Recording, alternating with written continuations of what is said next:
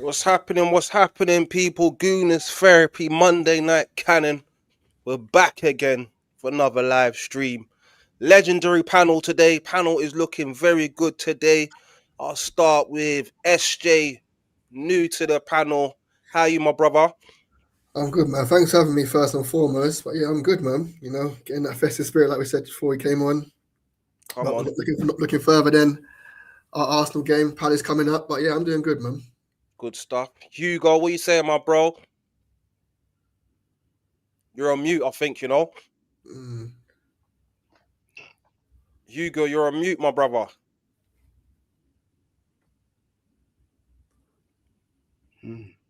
I muted you. He's going to come back. Kenny Ken, man. Back again, Kenny Ken. My brother. How are you?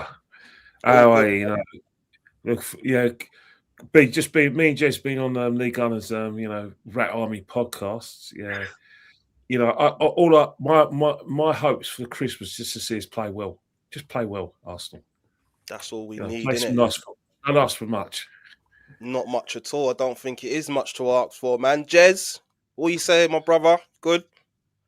Yeah, that's what we want, mate. We just want Arsenal to get it over the line tomorrow night against Paris and do the job, which we should be able to do reasonably easy. And then we can look for all of us look forward to a nice time at Christmas, whether you whether you celebrate Christmas or not. And then we look forward to the 27th. Kenny don't like it. But hey, I love it. You know my thoughts on Boxing Day football and New Year's Day football. I think that program should be scrapped. Yeah, Kenny, come on, man. It's history. Come on. No trains for fans to get on Boxing Day. So how are they going to get to games? And tired footballers getting into like the nitty gritty of the season. I think it affects. I think an English team is going to find it very difficult to win the league because of the amount of games we play and the lack of time between them. It's going to be hard for Arsenal in the Champions League. Yeah. I think European teams in the second half of the season going at the last 16, they're a lot fresher. Look at PSG, turn them over last season, getting into like the straight the last 16 from then on. They're the best. They won the tournament quite comfortably, really. Yeah, that's a fair point, you know, what you're saying, Ken. But yeah, we'll get straight into it, Ken. We'll start with you because you said, you know, you just want to see us playing some good football. For me, myself, it's been concerning the football we've been playing. Very lethargic, not fluid. So yeah, what's your thoughts on our current state of play? And obviously just touch on the Everton game briefly as well, man. Well, the way we play at the moment is not sustainable because we're running empty. There's a lot of few injuries. Players have been tired. And what's happening to teams, they're not scared to have a go at us like they were probably last season. Because last season, when teams were having a go at us, leaving, you know, gaps at the back, we were beating teams 5-1, 7-1, 4-1. We were killing teams because of space they were leaving. And we didn't really need that much chances. We were really clinical when teams left gaps. Man City game, their goalkeeper, I think, Stefan, he didn't make many saves, but every shot we scored. Same with PSV. This time now, teams are putting us under a lot of sustained pressure. The teams that are good enough to do it. Chelsea got away one there. Sunderland, Aston Villa, Wolves. Their equaliser was sustained pressure. And I think that's what's happening. Is we're not playing well. Teams are getting bodies forward, and we're struggling. We are missing players, but if you keep on doing just enough to and you're not playing too well, it finds you out. Look at 22-23, winning but conceding loads of goals. What happened? The wheels came off, and I worry about. So what are you putting that down to at the moment? Why do you think that is at the moment, Ken? What's going on? Is that well, we're not playing well. If you get into bad footballing habits, then they'll catch up with you. Because the other day, in terms of the Premiership now, a lot of teams previously, when we were in that kind of run before the Sunderland game, they didn't get bodies forward. They weren't putting us under pressure because they were worried about what was coming back. Sunderland, won. That's why they managed to get something. And since then, the teams that have got that getting amongst us at midfield and get bodies forward are the teams that invariably are getting a bit of joy. But if you touch the Everton game, thank God for Jack O'Brien. Thank God for him. I'm telling you. Bad. Can I add to that as well? I think Kenny just hit a really, really important point. The point is that when you go there and you blitz teams, we're perfectly capable with this squad to blitz teams 3-4, 5-0. There's a fear factor. When ancient empires went out, they would lose the battle because people would be scared of them before it even started. Now we're playing this pussy tippy-tap football, keep the ball, and it's dangerous. And it's very dangerous because we saw many times in the last few years games we should have won that ended up becoming draws. So that's one point. I think that it's gonna, and Ken's right, it's not sustainable. James, put yourself on mute, please, bro. It's games can become draws. And if they become draws, we're going to lose points. And then, the nerves are going to kick in. And it's for the fans as well, bro. Like people say, oh, no, we're getting 3 points. Oh, brilliant. 3 points. It's 3 points at all that count. Well, what happens if we don't win the league again? What happens if we don't? You've served us dross. People will pay thousands of pounds for a season ticket. Kenny will tell you. And you've made us watch bullshit again. And we have to suffer. Those 3 points, no one cares if you don't win the league. Do you know what I mean? And I'm worried that we're not going to win the league. We're going to watch shit football for another year. He's going to use injuries as an excuse, and he's going to get another season. Do you know what I mean? I'm sorry, man. It's not good enough. You're wrong, Hugo. What are you saying, James? Mate, you good? No, I didn't have the link, man. So I had to ring Positive Dan whilst he's on the motorway. And I thought, what have I said? Why are they so upset with me? I was also sent the link, James, mate. Listen, as I'm a Greek god, I was going to get on anyway. Just a hello to everyone. I love all of you. Quick thing on Hugo, you contradicted yourself in that sentence. When Chelsea won the league with Mourinho, sorry, is my voice not too loud this time? It's all right. It's perfect. Okay, good. This is from my Turkish mate. I'm Greek Cypriot. Supposed to hate them. I grew up with Turks. And next week in January, my mates are getting me a laptop, proper camera, so I can join the elite. Kenny, Ken, Jez, and the rest of you princes of football. Anyway, that's enough kissing up. Right, Hugo, you contradicted yourself, mate. Right, I know what you're saying. The football is boring. And you're right, it shouldn't just be about getting 3 points, and there's loads of things we need to improve. Very briefly, in that sentence you just said, it's all about the 3 points and the football's boring. Mate, when Chelsea won the league in 2006 with Mourinho, and it was boring, and then he won a couple of league titles, who cares? People used to call George Graham boring. He won the league twice in 3 years. You're contradicting yourself. But James, you're right. You misunderstood me. I said... Clarify it. Okay, I was being sarcastic when I said it's all about the 3 points. I was being sarcastic. Yeah, sorry. You know what I mean? I was like, what happens if it's all about the 3 points that we but don't just briefly, then you made us watch all this cross and wasted my life. No, that's not. Well, mate, if you're like me and Jez and Ken, I'm not being horrible, and it's not about us being old boys.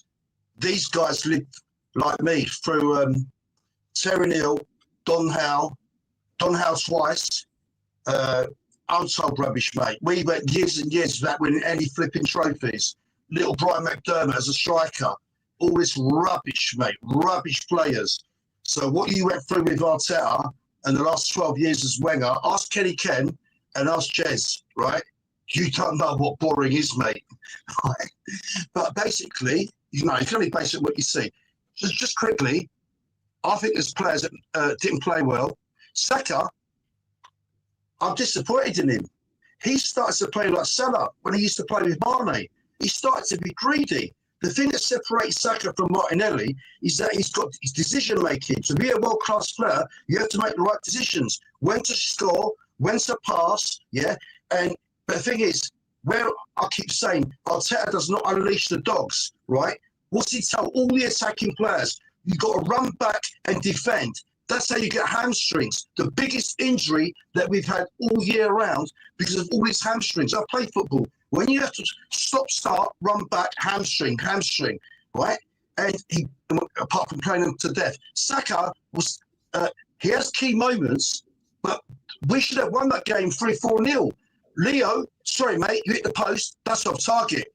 You had the whole goal. That should have been on target, right? Martinelli, like headless chicken, has gone back to that again. His decision-making, when it's bad, it's really bad, right? Our attacking play is not clicking. He needs to fix that. You've got Jesus back, right? Arteta's biggest problem is this defensive mentality. Must not let a goal in. Must not let a goal in. All right, mate, you get your own goal and you sit back. He needs to change up, right? But there's a lot. Saliba was magnificent. A lot of players were good. And this thing, last point, this Raya and this passing at the back, right? It's every game, ever since Arteta's been here. You don't get a goal or win the game. Oh, we passed it at the back so many times and their players couldn't get it. No, mate, get it up there. That's what I think. Go to Jez next. Jez, how you feeling about our current form, which isn't on paper it's good, but I mean the way we're playing is not great. How do you feel about the Everton game, and what's your thoughts at the moment, Jez? How you feeling, man? Well, we got away with it by a penalty. Quite rightly, a penalty. No, I mean, it's a Dino's off, isn't it? It's like, have a go at that one, son. That was crazy. But, being fair, Everton also should have had a penalty.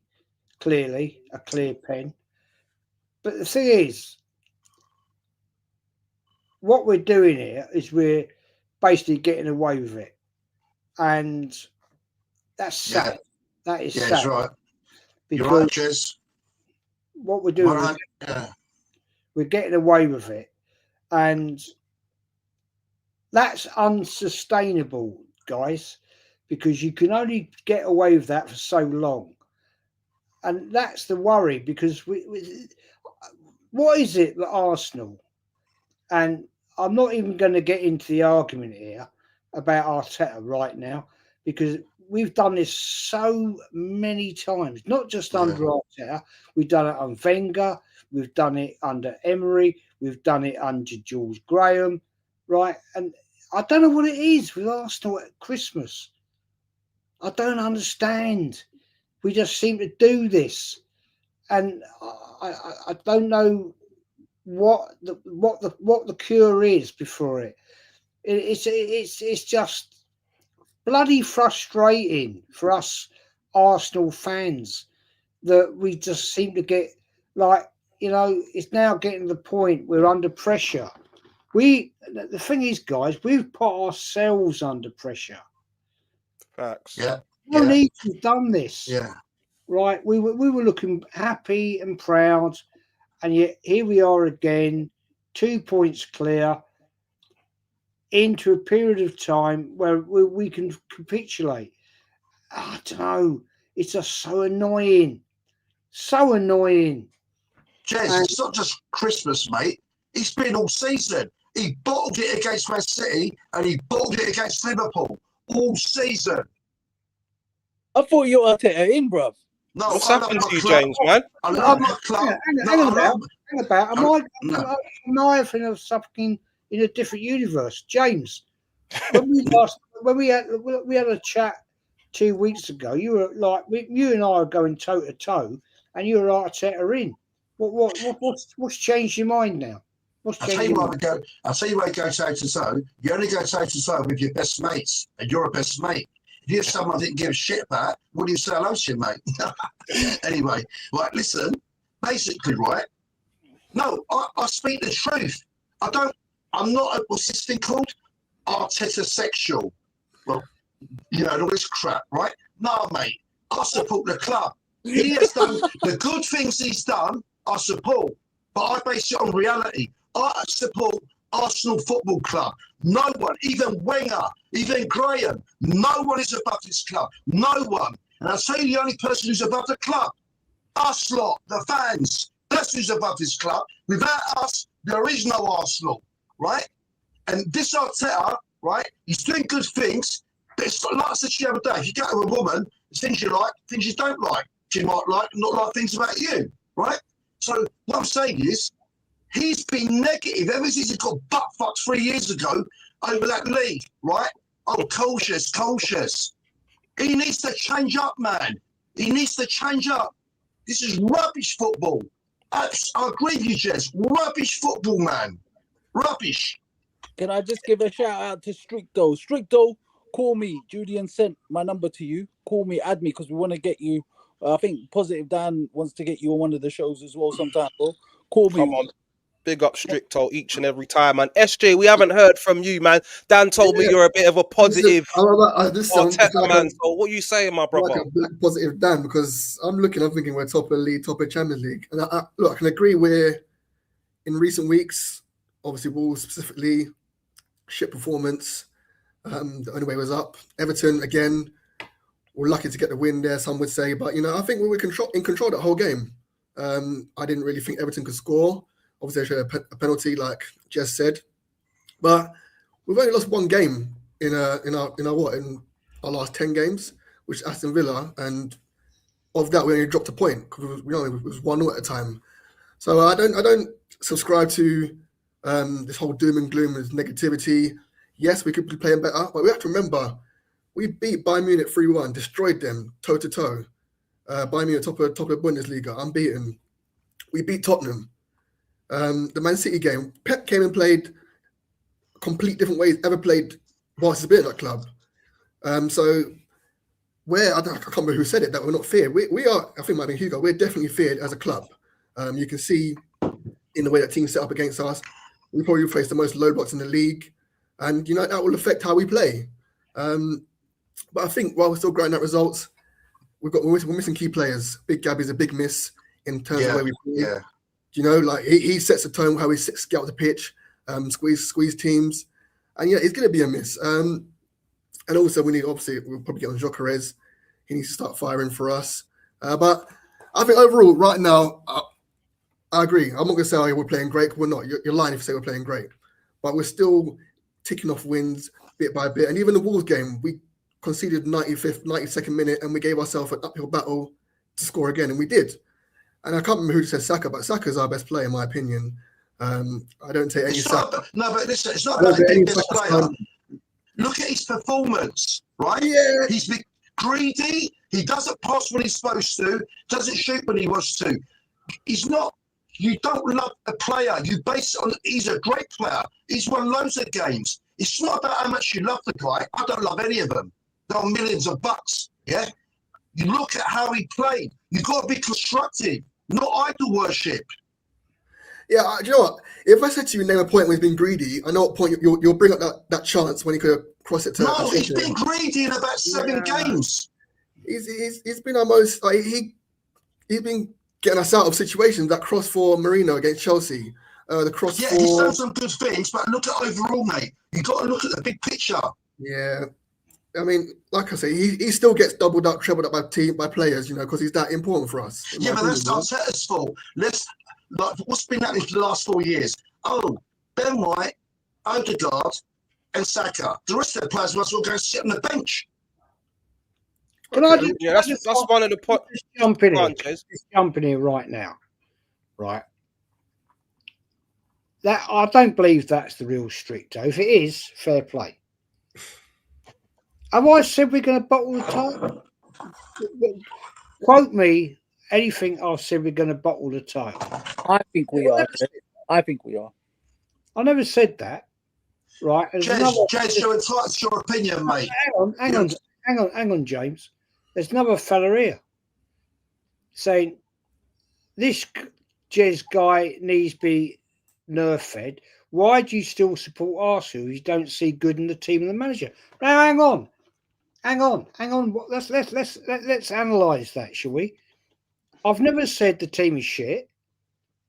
What I've said is, right, if you can actually have cognitive ability to actually understand what I fucking say, right? Exactly. What I've said is this. I don't believe the manager is good enough. I haven't said the team isn't good enough. What I've said is I don't believe the manager is good enough. And you're entitled to your view.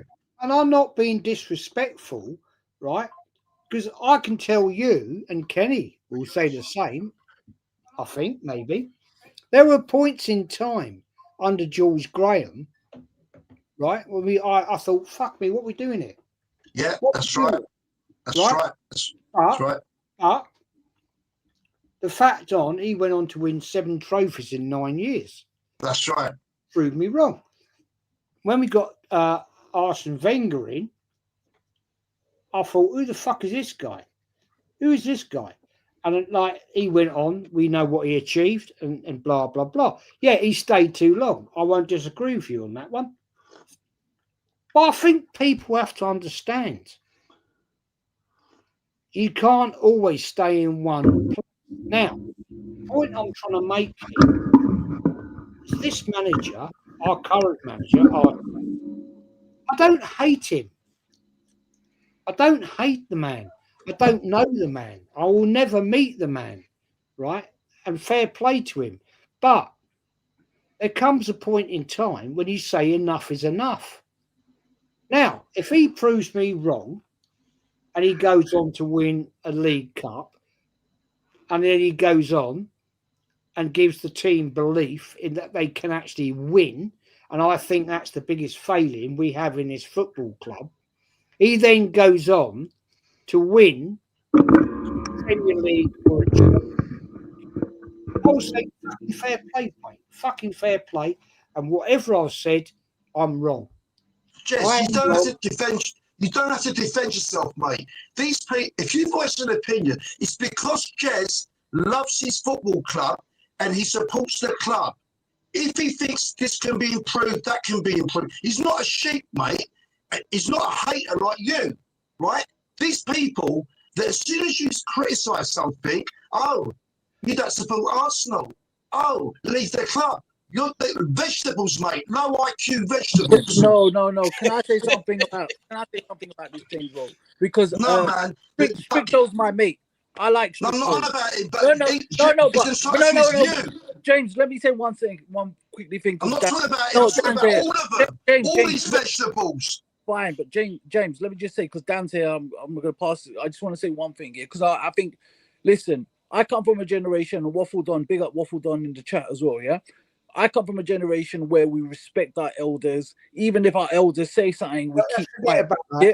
No, but just let me just say what I'm saying. No, but I'm just saying, like, I just feel that, sometimes when people say things, you can disagree with them. There has to be a certain amount. Exactly, Hugo. Exactly. No, okay, let me finish. Right. Now, what I do, let me just finish. I'm just going one thing. James, 1 second. 1 second. Boys, let Hugo go, boys, please. Let me just say, look, I feel this situation. Right. Sorry, Jez. I'll stand my own corner. Right. Fair play to you, man. Fair play, and I respect you. Right. This is an open debate channel, right, where we can all keep it calm and we can talk about and being adults. I don't give a shit what people think about me. Yeah. Right. If people want to abuse me on here, fine. I don't care. Right. No. Listen. James, chill out. Because I know what James is saying. none of us. Sorry. No, look, at the end of the day, I'm just Got on saying. mute, Jan. I'm just saying. I don't care what people say, right? Because at the end of the day, everybody's entitled to their opinion, and if people don't like me, that's fine. I do not command respect. I do not. Yes, you do. Yes, you do. No, I don't. Because at the end of the day, just because I'm older than everybody else, I don't expect it. I do not. Okay? People should still give it you. I do not care. At the end of the day, if people want to crack on. But just can I say something about, because I know Stricto, yeah? Stricto is a real one. Yeah, unless you get up his back. Yeah, I've gone home with him and Julian. Stricto is one of the nicest people, like in real terms, yeah. I feel that whole situation was mismanaged and it's blown out of proportion. Yeah, that's right, Hugo. But I'm just going to be very frank with you, Jez. I respect you. I've met Kenny Ken at the football match last year. And I've said stuff and Kenny has disagreed with my opinions before, but I shook his hand and I said, Kenny, you're a legend. Yeah. Similarly with Stricto as well. Stricto is a very, very... Hugo, we weren't talking about Stricto. We're talking about him entitled to his view about Arsenal. James, let me finish, please, bro. Not about Stricto. James, let you go finish, brother. Sorry. God, bro, like, I'm just trying to make a point. I'm thinking, like, people, obviously, for some people, it's hype. Is I don't think that it's coming across very, very well. We all disagree, and we can all have different opinions. So some of us opinions could be absolutely wild, whatever. But I just feel like they have to be respectful. And I know Stricto is generally a very respectful guy. And I hopefully we can get Stricto on. Stricto, you got my number. Call me. I'll ask Dan if you want to come on. I want everyone to see, because Stricto's a very smart guy as well. Do you know what I mean? I don't like people misrepresenting him and all this hate and all of that either. Do you know what I mean? Yeah. If Stricto's about now, you're sending the link now, Hugo. Hey, Dan, what are you saying, my brother? We just wanted to shout out Dan. I think you should be black, man, because the lateness, man, he's worse than me. Do you understand? He would be late to his own funeral, this guy. I'm telling you. Yeah. What are you saying, my brother? How you feeling? Firstly, I want to say Merry Christmas to everyone. And thanks everyone who's took their time to come on the panel. Every week, it's getting better and better, So I want to thank everyone. And I thank everyone in the chat. Listen, Arsenal were top of the league at Christmas. I think it was very important for us to be top of the league at Christmas. Now, I was listening in the car on the way here to some of you guys speaking about, obviously, the football, the game against Everton, such and such. You're not going to win a league title without grinding out wins. Now, before, when we didn't grind out wins, it was we had no backbone and no spine. We don't know how to grind out wins. And, we played expansive football. But as Kenny Ken alluded to, like in 22, 23, we were too suspect at the back. And in the end, it cost us the title, conceding goals. And we had that with Wenger. Great players, technicians, Carzolas, Nazaris, but no one in there, no Declan Rice. We haven't had a player like Declan Rice since Patrick Vieira. And now we've got that. And I want to shout out Martin Odegaard, because I thought the stick he got after the other day was nothing short of disgraceful. Why is that done?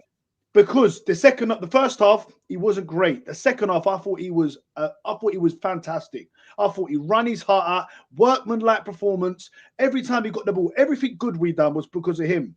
And let me tell you now, he passes that ball to Declan Rice, who gives it to Trossard. If that's a goal, we're all going, what a pass from Martin Odegaard. He also cut it back for Trossard, who hit the post. So he created... He passed through 6 players for that pass to Declan Rice. For that pass to Declan Rice... Mate, I didn't see that pass was on. I thought that was a great pass. And he was running, he was getting the ball, and I'm so glad that he started over Eze in that game. Eze goes missing. All right, I hear what you're saying. The problem with Martin Odegaard is that you expect more. You need more, because what we see since he's come. Listen, that wasn't prime Martin Odegaard. That wasn't prime Martin Odegaard, but that was a good performance. You don't see that enough, though. Since the 23-24 season. Ken, do you know what happens, Ken? Because like the people are used to him not playing well. Even when he does then quite play well, it's still not good enough. That was a good performance from Odegaard. But when he was playing well, though, consistently, 23-24, it wasn't in patches. It was game after game when he was running games. You don't see Martin doing that enough, and that's why the question is. That's why Saka gets sort of criticism, because Saka's our I main thought man. Saka was brilliant, and I've been. This is Saka's team. This is Saka's team. Yeah, but the thing is, if you ask someone to win the league, these two got to produce more of those moments. It can't. Oh be yeah, just 100%. They're too inconsistent. That reflects our performances, and because they're not consistent, because we're not hurt, we're doing just enough to win games. That's not going to win you the league. We've got to play a lot better because we're playing better teams. Crystal Palace are going to be strong tomorrow against Brighton. We don't know what Brighton's going to turn up, but if we underestimate like we did against Wolves, we're going to have that. It's going to be a long, afternoon. You know what, Ken? Though I'm in a different thought process to everyone else because I think we're going to get stronger as the season goes on. If you remember, in 2023-24, we went on that Dubai break and won 17 out of 19. We were beating West Ham's. I know we did. Because we was up against the greatest City team of all time. We went on to get 91 points and won the treble. You say that, but that City team is not the same now. If we was 19, Ken. You're talking about because they won a treble, but that 2018 and 2019 team, that's the greatest City team of all time. All right, in the Premier League, maybe, but they won a treble, though. So, all right. But one of the... Look, that team, a lot of that team is still there in that team, if you get what I'm saying. Yeah, but that team was beatable in 23-24, but we didn't take the chance. I know, but I'm talking about what everyone was saying about it's not sustainable. I've heard that. I've heard everyone say that in this as I was listening on the way, it's not sustainable. It's not sustainable. But who's to say we're not going to get better? If we play like that every week, then it might not be. But I very much think I think we will improve. I think we're like SJ said when Gabriel comes back in the side, when Kai Havertz comes in. Because for me, when Kai Havertz comes in, he's got to be the number one starting striker. I don't know what you guys think. He's got progress already. Listen, I just think I'm not giving up on him, but I think Havertz will give us more. I really do. Can I ask this question? One sec, James. I remember Havertz scoring 2 goals against Chelsea in a bang in the title race when it was 5 games to go and we beat him 5-0. I remember him scoring against Spurs when we were 3-0 up, bang in that same title race. I remember him last season getting a great goal against City where he's left someone on his bum and he's put it in the bottom corner. He got the winner against. Let me finish. He got the winner against Brentford before. Kai Havertz has big moments. Let's not forget he's won Chelsea a Champions League. Scored in the final. So I'd rather have him on the pitch than Jokeris, who scored against Burnley, Leeds. Who's the other team? Forest, and now a penalty against Everton. And listen, there's nothing more than I would love for Victor Jokeris to go and score goals because he's the one who would keep scoring. Do you know what I mean? He's got the most potential to keep banging them in. But on Kai Havertz, if tomorrow everyone's fit, then I want Kai Havertz. On Kai Havertz, I'm on agreement with you. My concern about Havertz now is what Kai Havertz are we getting back now that he's had all these injuries? Is he going to lose pace? Yeah, is he going to take time? Do you understand? It's not. Are we going to get the same Kai Havertz back? This is that's a good point, Dan, but that's what I think. One sec, James. I think Kai Havertz will be brought on like how Jesus has been brought on, 20 minutes here and there. I'm not saying straight away, just throw him in, and that's why Jokeris has had a long old chance. It's not like he's not getting games, and Arteta's sticking with him. People keep saying, "Oh, he's not Arteta's guy. Arteta's not showing him love." Hold on, you show a player love by playing them. He could have easily played Marino against Everton. He didn't. He went with Jokeris. He played him against Wolves. He's played him all of these games, and he's stuck with Jokeris. So he is showing Jokeris love. And he's already come out, and he was asked in the interview the other day and said, "Oh, listen, I have no doubts that he's going to improve in the second part of the season." So he is backing him. People say, "Oh, he only backed Havertz." Arteta backs these players. Sorry, James. Let James in. Go on, James, fella. Right. It's to answer the 2 Dans and to ask Kenny Ken this and then the rest, right? But I do support my manager, but I'm not sheep, right? I'm not a hater. It's a big, massive thing that you've all missed. We've got those attackers. Yeah, you're right, Positive Dan. We're going to get these players back. The team's going to get stronger. Negative Dan actually said that in the last podcast. But the big, massive thing that none of you are mentioning, the key to all of this is Arteta and how the tactics and how he uses the attackers. He doesn't unleash the dogs. He tells them to run back, hamstring. This is Arteta has to fix the problem. You could have Ronaldo, everyone. James, with all due respect, though, He has done it before, because everyone, like I said, they always go to 2022-23. In 2023-24, 91 goals, the most goals scored in Arsenal's history. No. But listen to you. Yes. No, but Daniel. So let's not make that. Don't be surprised if you start seeing Arsenal winning 4 and 5-0. That season, when Odegaard got 15 goals, Martinelli and Saka, they were allowed to shoot. What's the first thing all these attackers do when they get the ball? Pass it back. You should be shooting. They hardly ever shoot. The other day, Wolves had more shots than us. Arteta is negative. You need to be more attacking on mentality. that point, James, and what you're saying, Dan, you go negative. back to that season. I just feel like he's living in his head since that season. Yeah, Yes, he's been exactly. scarred, and now he's got too negative, Dan. And you've agreed that you can agree that we've gone progressively more negative since that season, Dan. So what makes you think he's going to go back to that? No, I don't think so. I don't think we've been going more negative. I think we're more streetwise and more savvy. I don't think it's more negative. Not at all. Come on, Dan. If you want to call it, well, listen.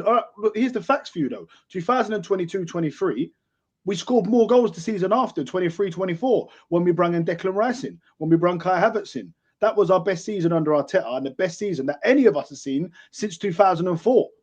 You know, and last season, what happened? We regressed. You agree with that? Oh yeah, last season was the first season under Arteta in the league. We regressed. He's had two chances in the Champions League, 2 goals, quarterfinal, semi-final. Against Liverpool and against Man City. Ask the whole panel: wasn't Arteta's tactics negative? See what they all say. Yeah, but we played Bayern Munich, destroyed them. Tottenham destroyed them. Yeah, I know, but you can't just pick on the negatives and make a point with that. You know what I mean? Bayern Munich doesn't win you the Premier League. And also, look, but James, you could look throughout a season. There's going to be games where you're just not going to be at it. It's not always the manager's fault. It's all the time.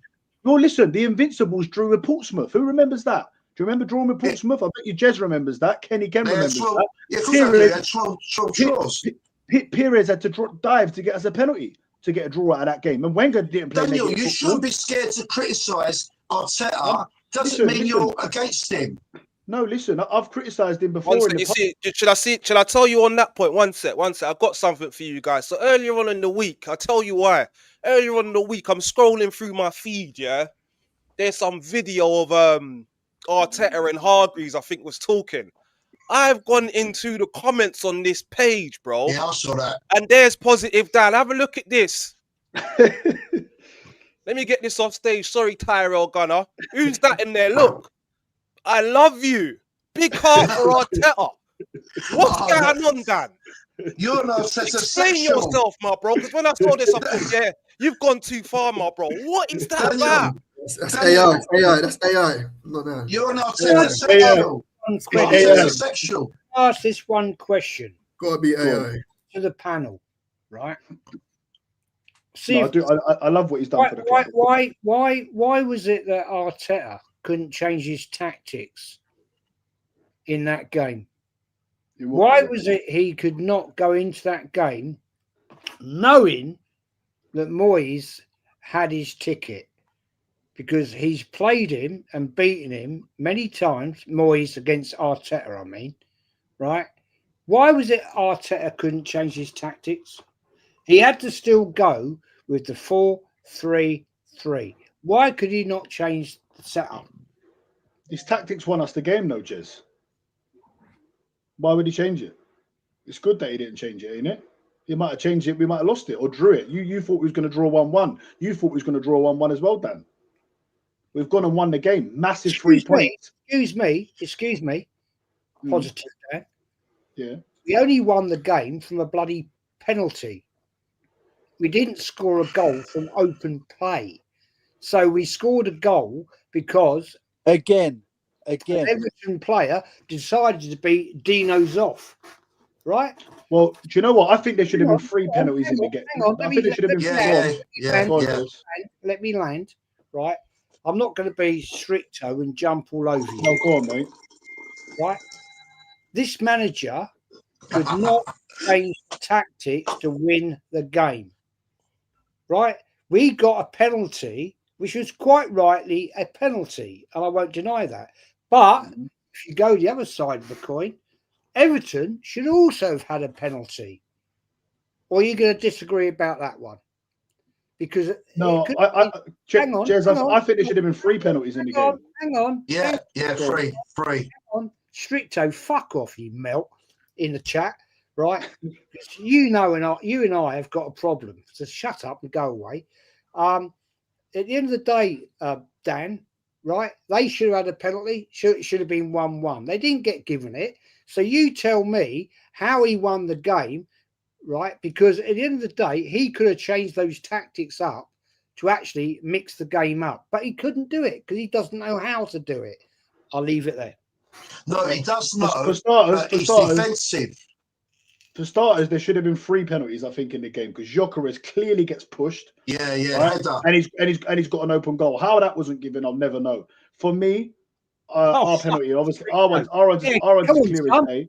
Hey, Stricto, yeah. Jez. I offered to meet you on Friday. And it's not Stricto. If you read the name properly, it's not Stricto. It's not Stricto.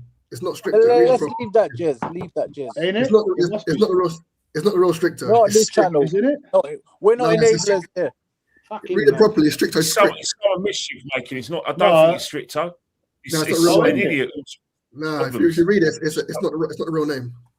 Oh, I don't know. There's an idiot pretending to be Stricto. You're right. Yes, ignore him, Jake. Ignore him.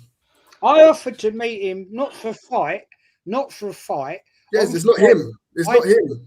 I turned up at Arsenal Tube Station. It's a fake. Meet up some old mates. I said to him, "Do you want to meet up and just have a gentleman's chat?"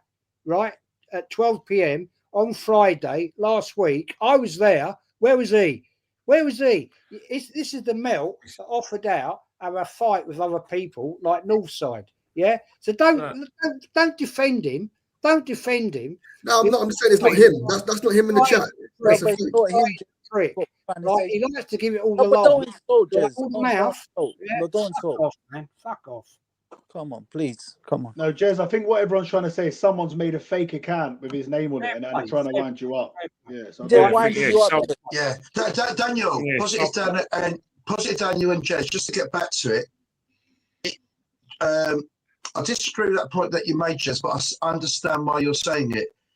Arteta does have the ability to play attacking football. He proved it in those 2 previous seasons.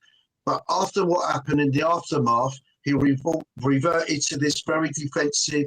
James, can I ask you a question? How many teams have scored more goals than Arsenal this season in the Premier League? But that's not the point, Daniel. No, that is the point. That is the point. So name me. Can you name Daniel? No, I'll answer you. No. Answer the question. I'll answer you. Answer the question, James.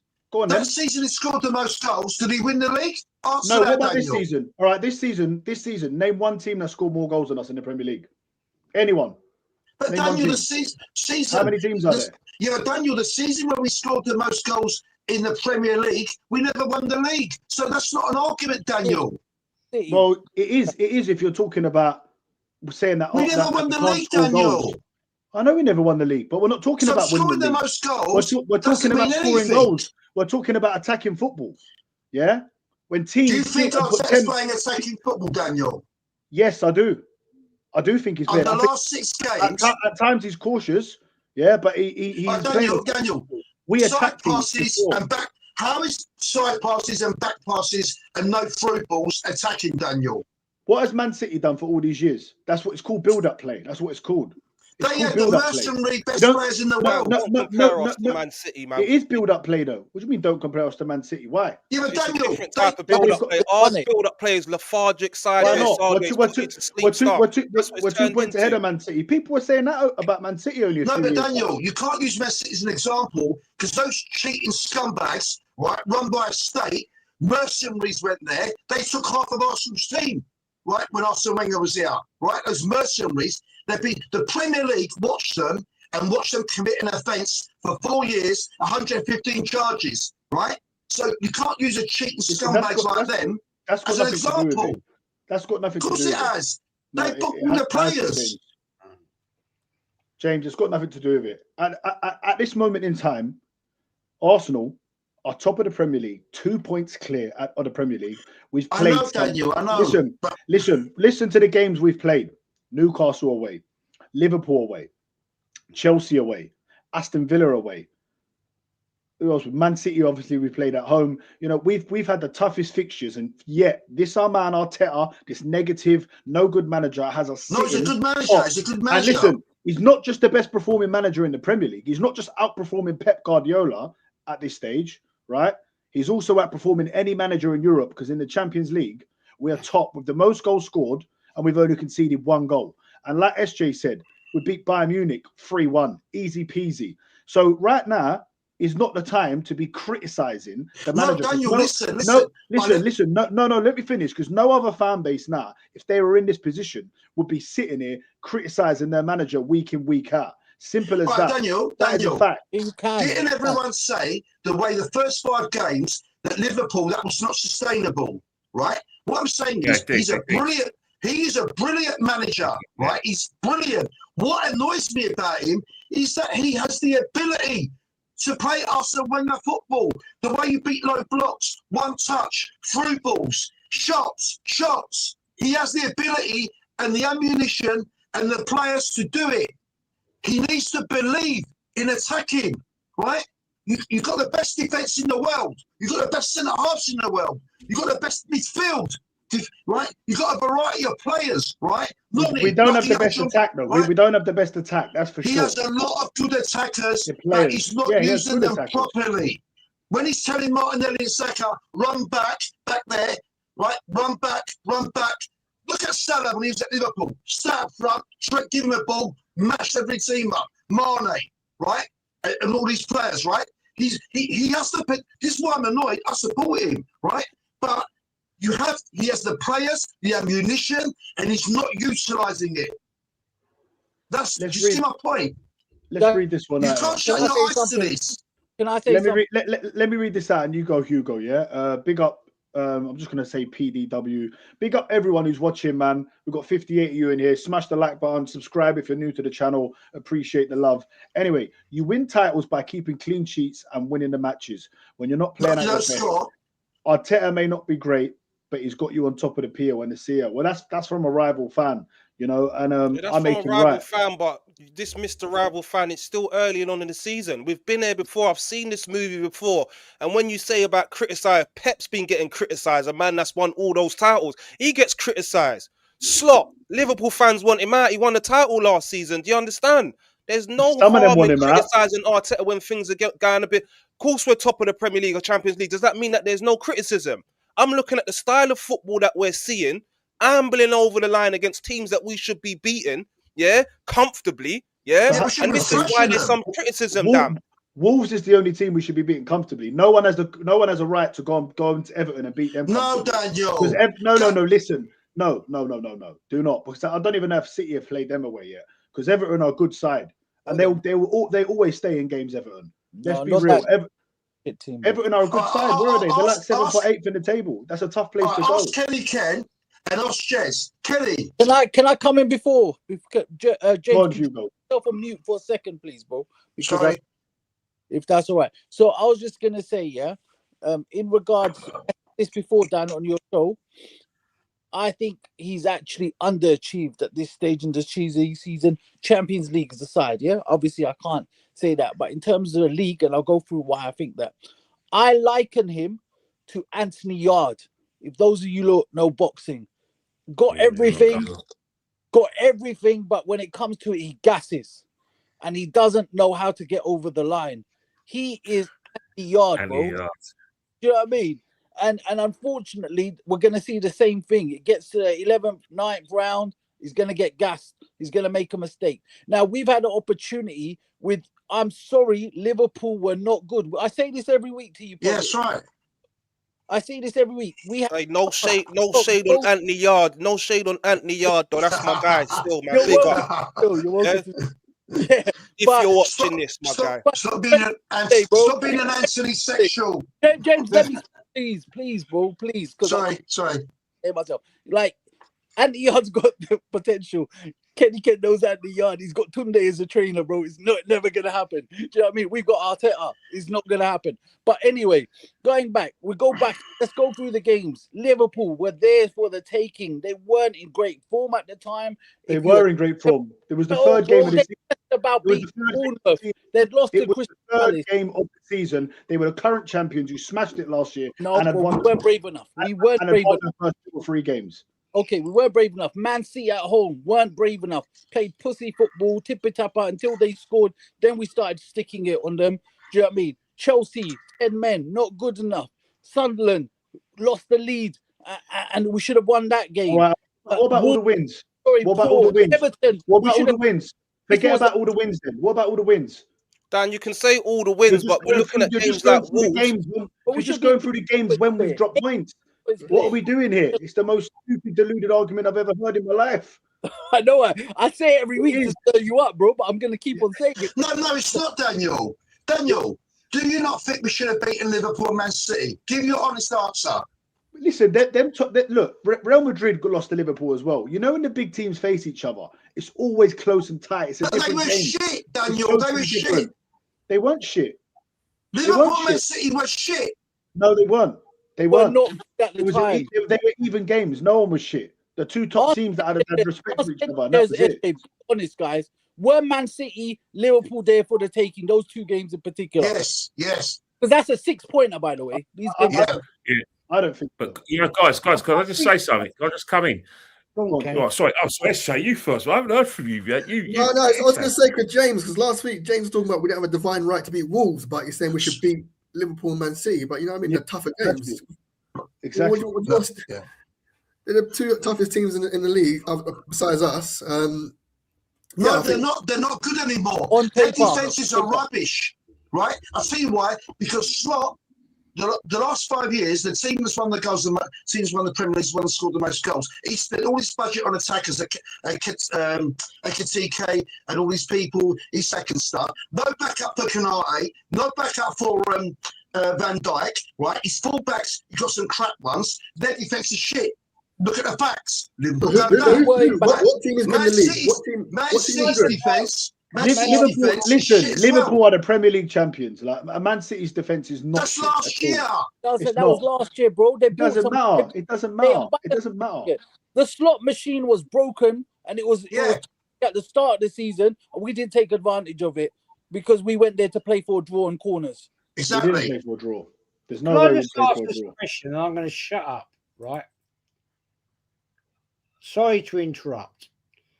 I'm not Sam Jack being interrupting people. I'm asking a question. At what point in time is Arteta going to deliver a major trophy? Because at the end of the day, that's what we're all asking for. Yeah, I think March will be the first. March will be the first one. I think. How long do we accept failure? Because we've been here now 6 years. Yesterday, right, with this manager, he won an FA Cup. Big up, well done. I love the FA Cup. I grew up with it. Kenny did, right? But the fact remains now, how long is it going to be before he wins that major trophy? Premier League, Champions League. Now, if this manager was to win a Champions League, I'd be like, fucking wow, well done, man. Well done. Yeah, I respect I'm not that. sure I've got faith he can do it. But my point is this, gentlemen, to the panel, chat, how long do we accept failure? When was the last time? When was the last time we was in a title race? When was the last time we was in a title race before? Yeah, but we hear your points. No, that's not what I'm asking. That's not what No, I'm I asking. think the answer to your question, I think we'll win the league this year. Everyone knows that. Well, yeah, that's the thing. But the situation is that you're talking about all the games we won. Every team's had their poor form. We're now in poor form. You talk about the games we won. Well, you since Sunderland, we haven't gone on a run. We have been dropping points. Because the consequence of us dropping points with your lads, Aston Villa back into the title race. We have just won 2 in a row now. That's the reality of the thing. Yeah, we are top, but we've been here before. I hope this season's different, but you have to start playing well. Key players have to be at their best because you can only win for a long time. You know, in terms of like Mikel Arteta's tenure at the club, look, we'll find out tomorrow what sort of team he selects. But the situation is that he ain't going to be here for the same amount of time as Ferguson and Wenger. There's going to be a time when he's probably going to think, you know what, I've done all I can. Maybe another man needs a job. But the fact is that we're in a situation now that, regardless of whether you back Mikel or not, or what you think of him, as Arsenal fans, we are going to be asking questions the longer we go out silverware. That's why this season, he has to win something this season. On free counts, the team's better, arguably. The squad's better, arguably. So everything's in place for success now. We've got the right man behind the scenes in terms of like the right sporting director. The board are on board. It's now down to the players and him. If you can't win a league with all those advantages, where arguably Man City and Liverpool are in transition, then we'll never win the league. We'll never win any trophies, because I think even you, Dan, will lose hope, because everything that's in place, you will lose hope, Dan. I promise you. He has said that if we don't win nothing, then he would be leading towards that. I can't see it myself, but that's what he has said. Whether or not he sticks to that, hopefully he doesn't stick to that. It's not even about Arteta. I think you know what it is, Dan? It's not even about Arteta. I think it's just the faith in the players as well, because when are they going to have a title? When are they going to have medals? Because all we're looking at is probabilities, because obviously a lot of you guys are mathematicians. We're looking at the best defence in the country, the best forwards in the country, 91 goals, only letting 15. Yeah, but at the end of the day, you can only go so long having those stats. I know we all hate Spurs here, but let's not forget Pochettino Spurs. If you look at their points tally from about September 2015 up until maybe May 2018, they got the most points out of all the teams, including Man City and Arsenal, but they won nothing. They had defensive stats. They had Alderweireld and Vertonghen. They won nothing. And they had excellent players, good attacking players. Harry Kane, Song, Dele Alli, all in the worst thing. And you know what? You make a great point. And the worst thing they ever did was get rid of Pochettino, because they went from being in the Champions League final and in title races. Where are they now? Yeah, but you say that. Patience ran thin because there's no they ended up finishing the same things happen here, Dan, though. Patience will run thin. Because what will happen is that I've seen it loads of times. All right, let's talk about it. Wait, who did they replace? No, who did they replace him with? What did they replace Pochettino with? I'll come back to the point. Let's talk about nightclub. Obviously, you're all guys. How many times have you seen a guy? I want you to come back to that. Let me finish. How many times have you been at and you've seen a guy do all the groundwork, and then all of a sudden he goes to the toilet and some schmuck goes and takes her home? That's what we're getting now. Happened to me. That's what we're getting now. Yeah. We got all the stats, but Man City are picking up trophies. Liverpool won the league. We were the next cabaret last season. We didn't win it. This season, we have to win success. And if that means having debates like this where we're going to be on the manager's neck, good. Because we have to win something. I think it brings us in nicely to tomorrow's game. Perfect. I'll come to you, SJ, on this. How important is it? How important is this Carabao Cup? Because I've come on stream and said, look, like Jez, I love the FA Cup. It's what I grew up on and all of that and everything. Doesn't quite have the prestige it has now. Neither cup does. But I think it's more important than the FA Cup this season, just because of when it's played. Because I believe that if we can get our hands on that, Arteta and these players, they've not won a trophy together. If they could do it, I think everyone in this panel, if we were to go and win that trophy, I think we'd all be united. Let's say we're still 2 points or 3 points ahead of the Premier League then, and we've just won a Carabao Cup, and Arteta's proved to Jez, to Hugo, to Dan, to Ken, to myself, SJ, and he's proved that he can win a trophy, and the players have proven it, and they get their hands on that piece of silverware. Just how big is tomorrow's game against Crystal Palace? Yeah, I mean, I'm a man of trophies. I love trophies. I don't subscribe to throwing trophies away. I don't understand that whole concept, especially with the League Cup. People say, rest players or throw the League Cup and we're focused on the league, but we haven't won the League Cup since, 92, 93, Kenny? Is that correct? So there's no correlation. Yeah. there's no correlation between us throwing away the League Cup and winning the league or winning the 93. Champions League. It doesn't make sense. So, I mean, I think I said a few weeks ago on your stream, success breeds success, and that's what I truly believe. You look at the Man Cities in the last previous years; they won it 3 or 4 times in a row. You know, so we're capable of doing it. We've got the squad. Like I said, it gives you a big lift. This squad needs to win something, like you said. I think Gabriel's been in for quite a few years now. I actually know he's 28 years old now. You know, he's quite a senior player, Gabriel. So, you know, to see him lift the trophy, Saka, it just gives us that injection, that little oomph to carry on. And we deserve the day out at Wembley, don't we? We deserve 100%, it. 100%. We have been here for a while, a long while, you know. Even 2020 was COVID, so we didn't get to go then. And I mean, it'd be lovely if we went there and won, and all of us boys they could meet up and have a beer. Yeah. I think tomorrow it's a huge game, huge. I get some people going, "Oh, Leo, I might not even go to it." Angry, Dad. You're throwing tomatoes at the prospect of winning the League Cup. I'm sure. No. Listen. You were, no. Listen. What I would say is that I would rather, I'd obviously much rather win a Premier League or a Champions League. Of course, that's the level that we want to get to. But we need. His words were, if Arteta won the Carabao Cup, it wouldn't be good enough for him. Then he would still say he's got a goal. He did actually say that. So yeah. Yeah, but there's nothing wrong in there. No, there's nothing. Just on that, Ken, we all know it's printed in history. Mourinho won that League Cup. And he went on to win other stuff. Man City, was it 3-4 times in a row when they won it, Ken? And like Positive Dan and everyone's saying, Hugo, everyone, we haven't won a trophy in 6 years. Sorry, what's the gentleman at the top? I never met you for your name. SJ. SJ, sorry, SJ. You're quite right, SJ.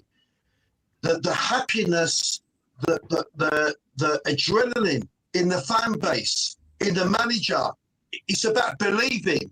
I believe in Arteta still.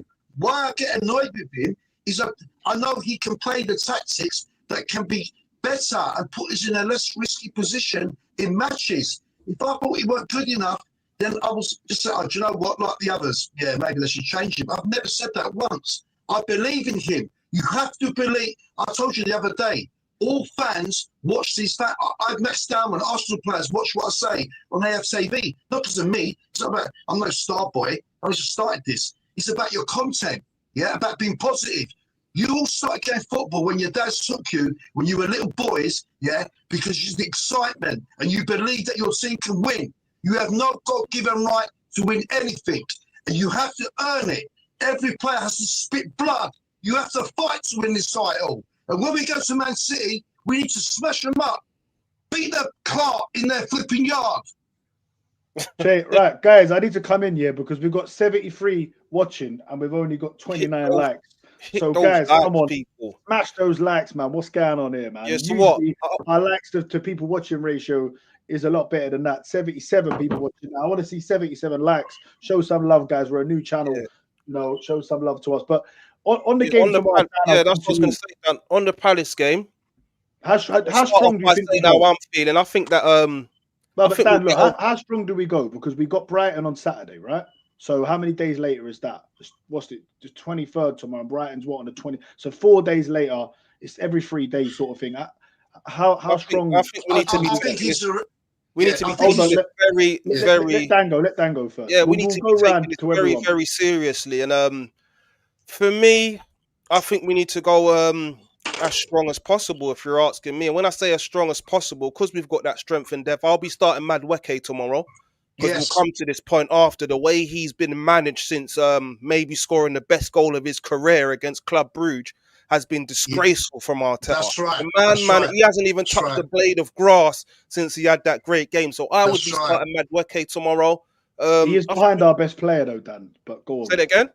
He is behind our best player. Isn't he? I know he's behind our best player, but there was an opportunity for him to come play against Wolves, I would say.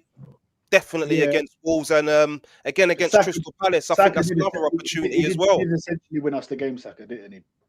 But I hear what you're saying, Dan. But do you not think Madueke should have touched the blade of grass at least come on as a sub? No, I do. But listen, this is what I want to ask the panel, right? Because all of us say go strong, but then we all want Ethan to get minutes. We all want Eze to play. You know, we all want to see Gabriel As you Jesus. said, this is the So most what are we saying? important game I for us, know. Dan. So We've got to yeah, go but strong. So what are we saying though? Tomorrow, would you like to see Madueke play instead of Saka? Would you like to see Ethan play instead of Odegaard? Would you That's like? the only I think position that is up for Eze, grabs.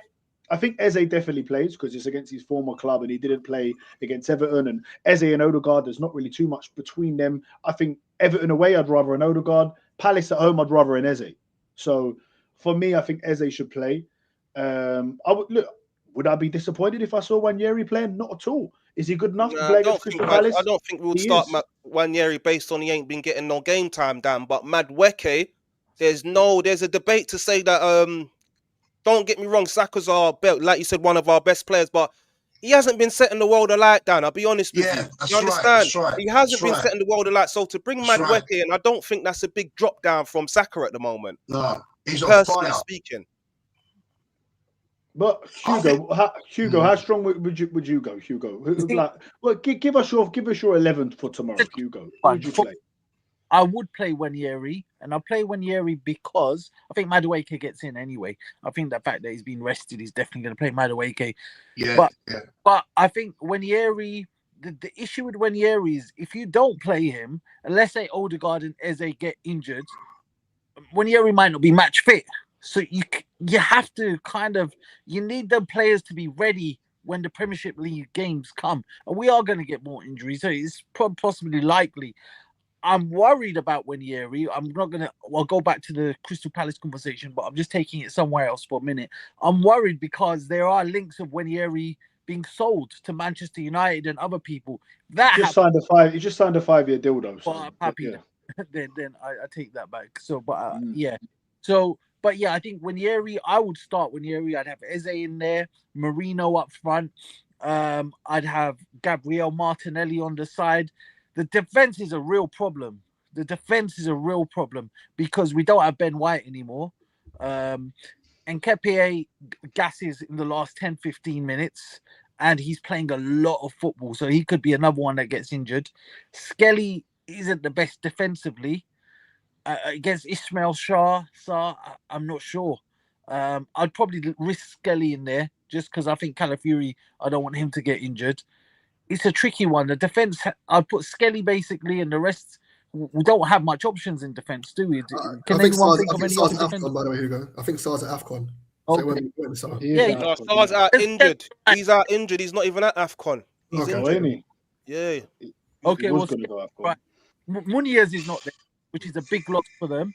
I think, with Skelly, I think go semi-defensive. The defense is an issue. I'd get Skelly in there. I'd start. So what you saying? Skelly, let's go through the team. Would you going to play Kepa tomorrow? Yes, Kepa. So Kepa plays, and you have Skelly at left back, right back. Timber has to play. There's not really anyone else. Yep. And then the centre backs, it's going to be Saliba and Hincapié. Yeah, unfortunately, yeah. And in the midfield, who's your three in the midfield? I would put Declan Rice and Norgard in there. Declan Rice, Norgard, and Wanyeri. Is that what you're going for? Yeah. You're not going to play Eze, no? In the middle, you want to put him on the left? I'd bring Wanyeri on, actually. I'd put Eze on, and I'd have Madueke, Marino, and Gabriel Martinelli. That would be mine. You wouldn't start Jesus up top, no? No, I think we have to ease him in because I really feel like give him about half an hour. But he does do well against Crystal Palace. Scored a hat-trick. He scored a hat-trick, innit? You're right. Yeah, and he scored 2 against them in the league. He scored 5 goals in 2 games against them. Yeah, but I'm just worried. Hugo, you said you'll start Norgard, and I think someone else said to start Wanyeri. Do you think it's a bit unfair on them to play? Like we say, it's a big game, and I think obviously this is probably Arteta's downfall this season, the rotation. Because I think Norgard, he's come from a Premier League team, and he hasn't had that kind of the game time, and we're just throwing him in there saying, "Okay, go on, get us through to semi-final." I understand what you're saying. To play them now, it's a bit harsh, no? Oh, he played well against Bruges. I agree. I think it's on Arteta's rotation. We've had time this season where Zuberman looks gassed, a bit overrun, and you'd think a player of Norgard's Premier League experience, 31 years old, Brentford's captain, we've nabbed him in the summer for a decent price, I believe. It was brilliant against Bruges, by the way, at centre back. I was out in Belgium watching that, and we were sitting right behind the goal for where he was playing the first half. He was brilliant. I think even against Everton, Norgard could have come on for Zubimendi. I think Zubimendi was, I think he looked dead on his feet. I can't give much judgment to Norgard playing at centre back against Club Brugge. I don't think that's a strong enough test for us to be saying, yeah. No, I hear you. Yeah, and even that's unfair. He's playing out of position. You know what I mean? He don't play centre back. You're saying, go on, mate. You want some game time for us? Go play centre back. Welcome to the club of your dreams. Jez, what do you think, Jez? How strong would you go? Would you start Saka? Would you start Madueke? Would you give Wanyeri a run out? Tell me, what's your thoughts on just how big the game is tomorrow? Well, to be honest, I'll be controversial. I wouldn't start Saka. To be honest, I think he's been shit most of the season. I think it's time for a change up. The manager needs to change it about a little bit. He needs to make a little bit of a difference here. We know he won't. It'll be the same old. But personally, Madueke, let's just look at that one, right? Plays a great game against Bruges, and then bench warmer. Now, who? Excuse me, guys. Who have we seen this happen to before? Emery. Done the damage and then bench warming. What is it about this manager? A player plays well, scores a goal, and he's on the bloody bench. Interesting. Right? We know what's going to happen here tomorrow. Be the same old fucking shit. Right? He'll do the same old boring tactics. We'll have Odegaard in the captain role. Boring. And no, he's not Saka. He's not our main attacker. No, he's not. Who is then, Jez? He's got very selfish. Very selfish. Is Saka not our best attacker though? Sorry? Is he not our best attacker though? No. Who's our best attacker? We ain't got a good attacker. We haven't got a proven one. But he's not the best. Who's our best? You think Saka's not proven? I didn't say that. You just said we haven't got a proven attacker. Well, we haven't this season, no. Tell me who's the proven attacker this season. Well, I would say Trossard's probably been our best attacker, but there's no doubt about it that Saka is our best player, though. But obviously Declan Rice is our best player. Saka's our best player. No, Declan Rice probably now has taken that mantle, but up until this season, no, hang on, don't back off. You said Saka is our best player. He is. Well, you just said it. Yeah, well, look, him and Declan Rice are our two best players for me. No, you just said he's our best attacker. He is our best attacker. How many goals has Saka scored this season? He's our top goal scorer, I think. Joint top goal scorer with Gyökeres. I think they're both 7 goals, I think. 7 goals. How many goals he scored this season? 7. And assists. I'm not sure how many assists he's got, but he's got 7 goals. He's our joint top goal scorer. He's our best proven striker. Well, he's got 20 goals in the season before for us. The 23, 24 season. No, don't deflect it this season. Don't go back. I've just told you, Jez, I've answered you 4 times in a row. He's got 7 goals this year. Is Saka hitting the heights? I've been critical of him. He's not hitting the heights that he's not playing to his best. Fuck me. You deflected last season. He's not proven this season. He has been poor. He's been poor. He's got 4 goals in the Premier League, 2 goals in the Champions League, 1 in the EFL Cup, Carabao Cup. Yeah, I agree that he's been nowhere near the level what he's set himself. I agree. But still, for me, look, tomorrow I wouldn't mind Madueke starting ahead of him. Not at all. Because he's still there to come on and change the game if we need him. I think we should, whatever team, even if we make 4 changes, I still expect us to beat Palace. But would you be surprised if we went and won 4-0 tomorrow? Because I wouldn't. I would. 4-0, Dan. I wouldn't. Well, I can't see that. We ambled over the line against them in the Premier League 1-0, Dan. Weren't a great performance. Listen, I think we put 3 or 4 past them tomorrow. Now I really do. Stop it, Dan. You keep what coming out with these predictions. Gyökeres is going to score 2 goals. I think we'll roll over against Man City. Oh, it's going to be an excellent game. We're going to be really up for this one, Dan. Trust me. Stop coming out with this nonsense. We're not beating them 4-0, my bro. Dan, how do you know? Well, last time when I Dan, went, I can understand if you say we're going to beat them 1-2-0. Stop coming out 4-0s. Come on, man. That's what I believe, mate. Just because I'm not negative like you, sitting there saying we're going to draw, when we play them in the draw Premier 1-1 with Everton. Every time I've asked you to predict a game, you always say we're going to draw or lose. I No, I could go don't. through all the streams. No, I don't. Yes, you do. No, I don't. Yes, you do. I'm a realist, man. I'm a realist. Listen, we play. how can you be sitting there saying we're going to beat Crystal Palace 4-0 when we ambled over the line against them with our full squad? What are you talking about, man? Coming out with waffle all the All time. right, You never ever say we're going to win a game. I do. Just because I said we're going to win against Crystal Palace. I'm saying we're going to win tomorrow.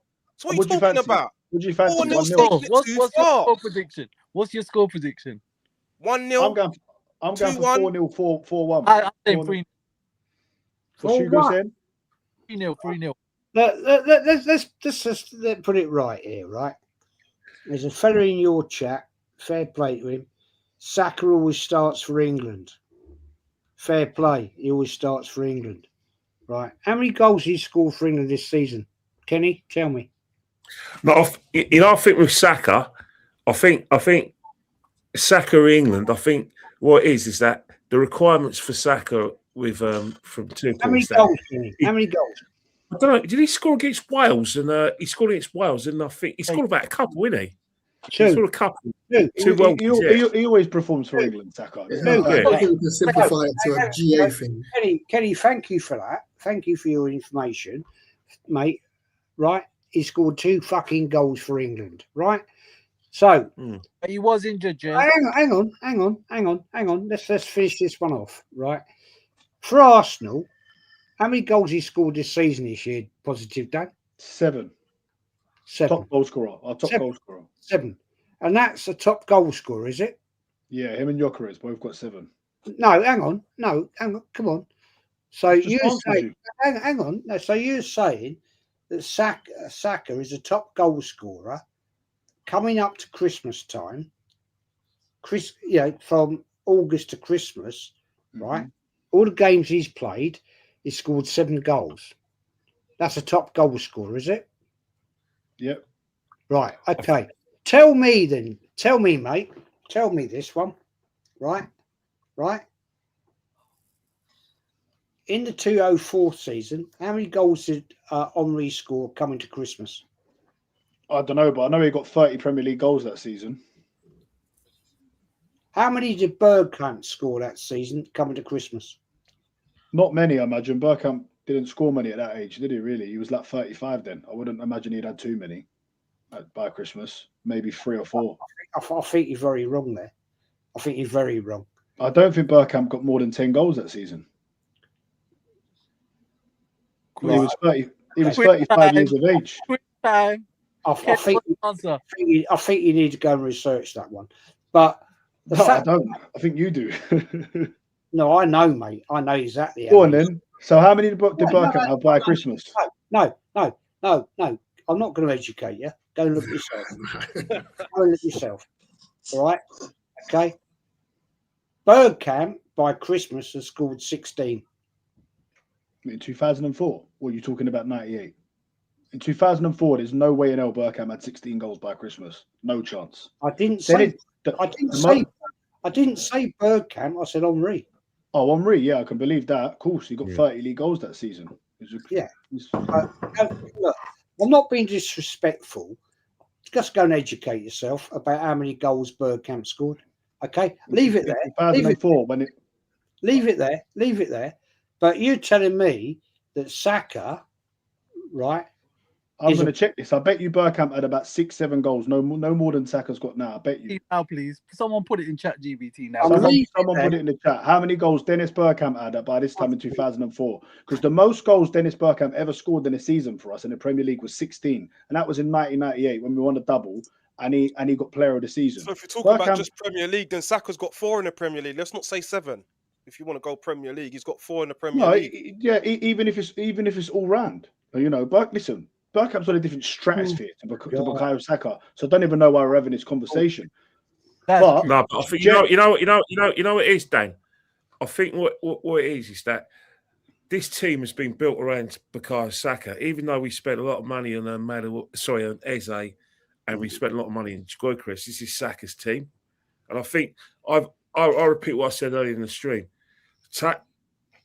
If Saka plays his best football, then I'll have every confidence he's going to win the league. We need more from him, more performance. Yeah, he's come back from injury. That's great.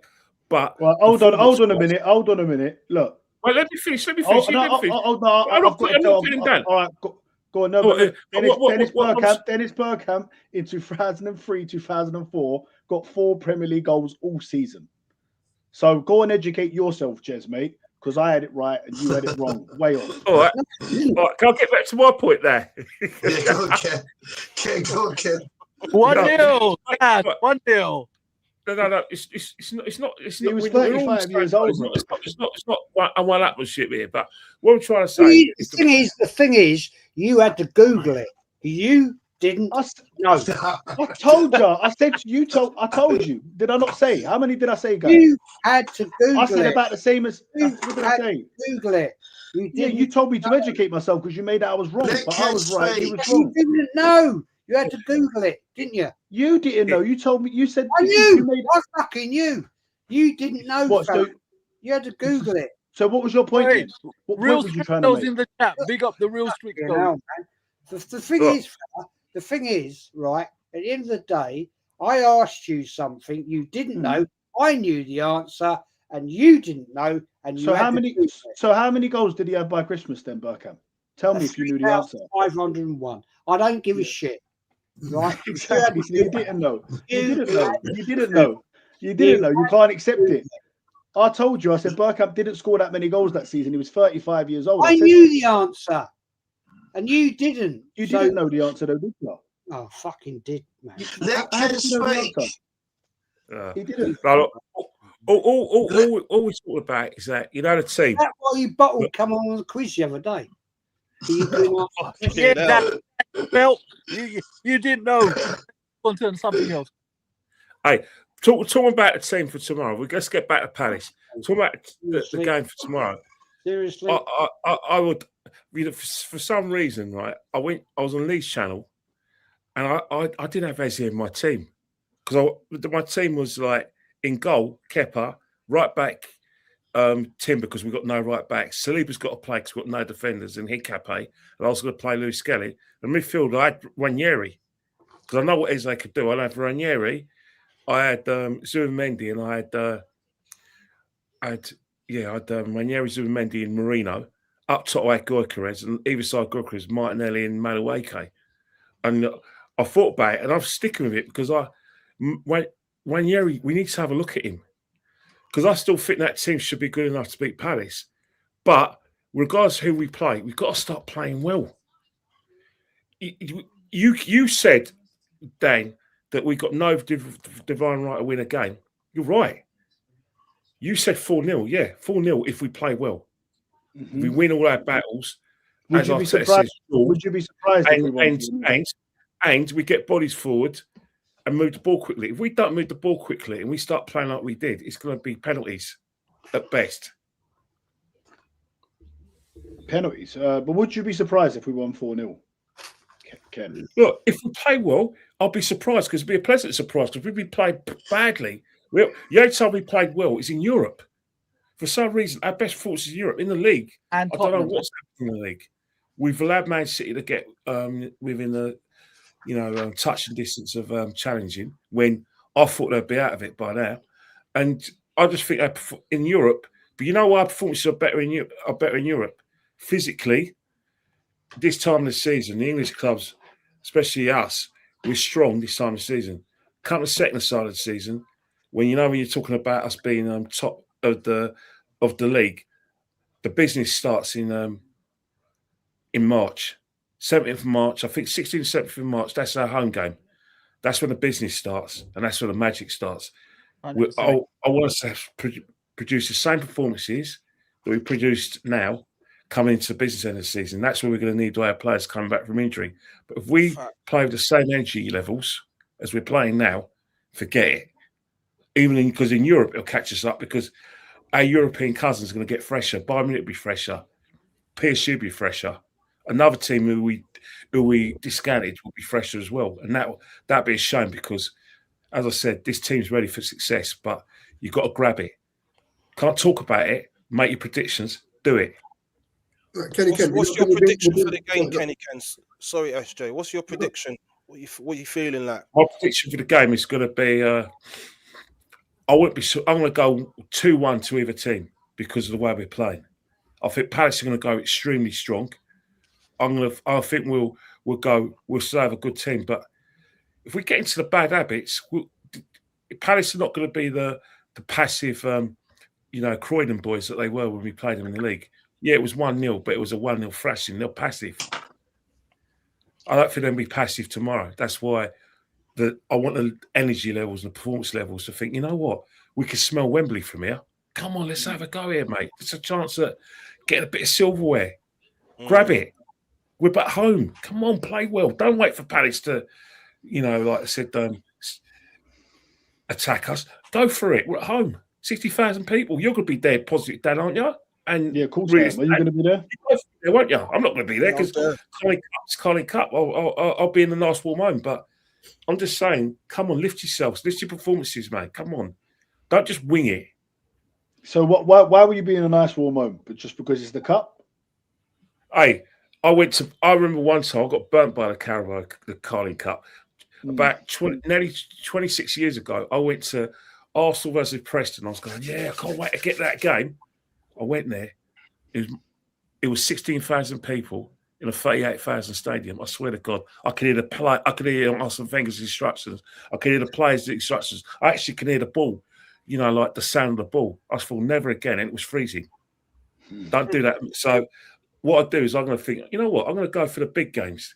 It's a derby, but I'm not doing any more Carling Cup games. Another thing as well, you're the Emirates are Highbury. You're a Carling Cup game, and people asking you to sit down. They're saying don't swear. Yeah, they're looking at stewards just to report you at my kingdom, my ground. They're telling me to sit down. I agree They're telling me not to swear in my ground. Not a chance. Carling Cup games, your atmosphere. It's for primary, isn't it? Primary. There's a lot more like primary school kids on the day, especially when it's Christmas holidays. Exactly, and they start screaming, "No, mate! I don't do pantos, man. I rather Carling Cup games like panto." No, I hear you. The only reason why I asked you the question is because obviously you earlier on called me out for like billeted in the cups and that, and you've turned around and said that you ain't can. You'll be sitting in your mass. It's only the Carling Cup or Carabao Cup. I'm sure you did. I'm sure you insinuated. Maybe you didn't say it directly. You did insinuate that. Obviously, you didn't use language. Adjectives to it. But no, listen, look. It's not a cup. You don't rate the FA Cup. You don't rate the FA Cup. I get the impression you don't rate the FA Cup and the League Cup. I get that impression from you. Yo, look, listen, I want the Premier League or the Champions League. I don't think we've built this team and spent all of this money and built this team. You don't rate the FA Cup and League Cup, though, do you? No, listen, I'm not. Listen, I'm going to the game tomorrow, so I must do.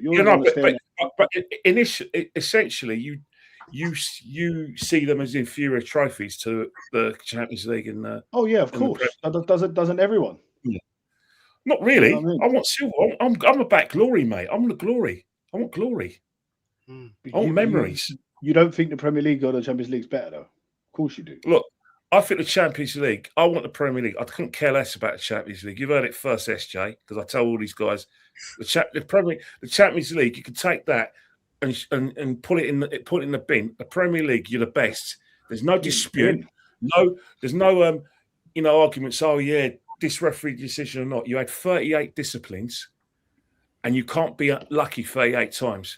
Now the Champions League, anything can happen. You could peak early, and then all of a sudden, you can get a refereeing decision.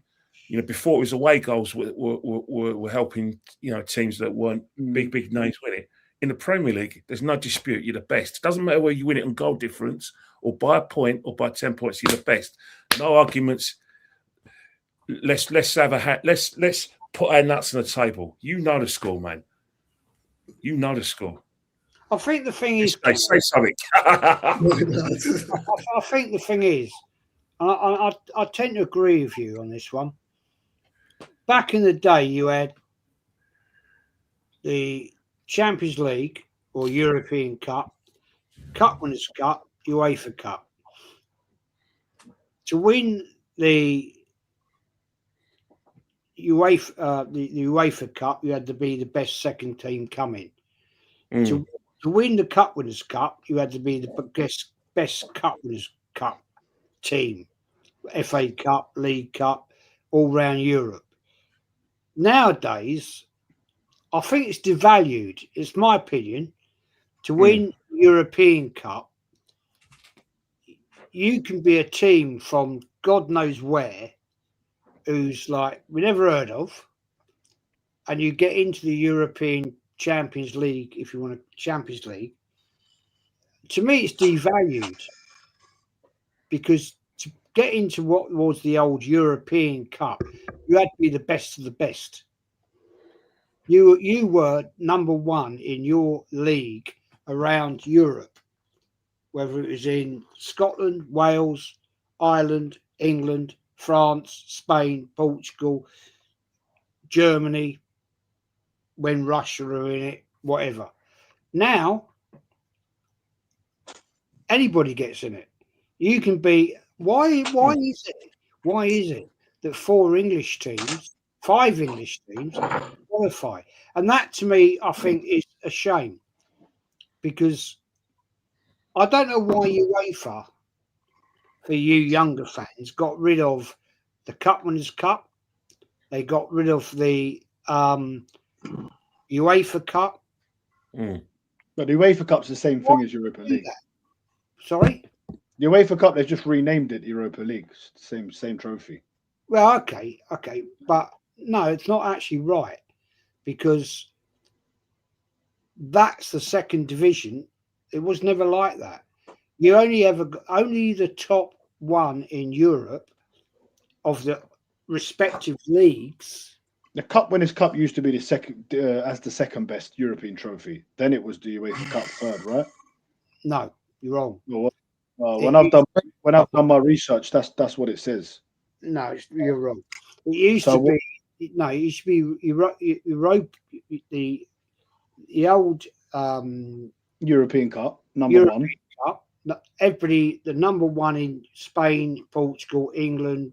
Yeah, got into that. Then you had the UEFA Cup. That was the teams that came second, right? And third. The Cup Winners' Cup was the Cup Winners. Then you had the Cup Winners' Cup. Kenny's right. Is that right, Kenny? But that was seen as a bigger trophy than that was seen as a bigger trophy than the UEFA Cup. No, I think what it was, before they got rid of the Cup Winners' Cup in '99. The Super Cup used to be between the Cup winners and the guys who won the Champions League with European Cup. So there you go. Like I said, I knew I was trophy. Right.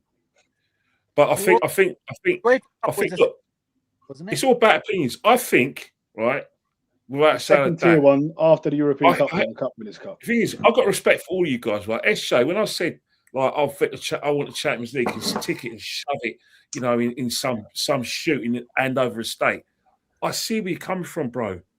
But I want the Premiership because of what happened in 22-23 and 23-24. I need the title. I need it. What about 2006? I was there in 2006. I was crying like you were. How did you feel? How did you feel on that night? All right, let's do a quick. Let's do. The referee. The referee, right? We're in a hagger. If he was right now, I could kill him with his bare hands. I could kill him and do time for him. But I want the league more. James, where you been? You've been quiet for a long time, my friend, man. Let's do a quick vote. I'll tell you why. I haven't given my Crystal Palace yet, Dan. But just to answer negative, Dan, because I want to prove to you that a Greek god is diverse, and I need to teach Arteta how to be diverse. So if you're watching this, Arteta, learn. Right, Crystal Palace.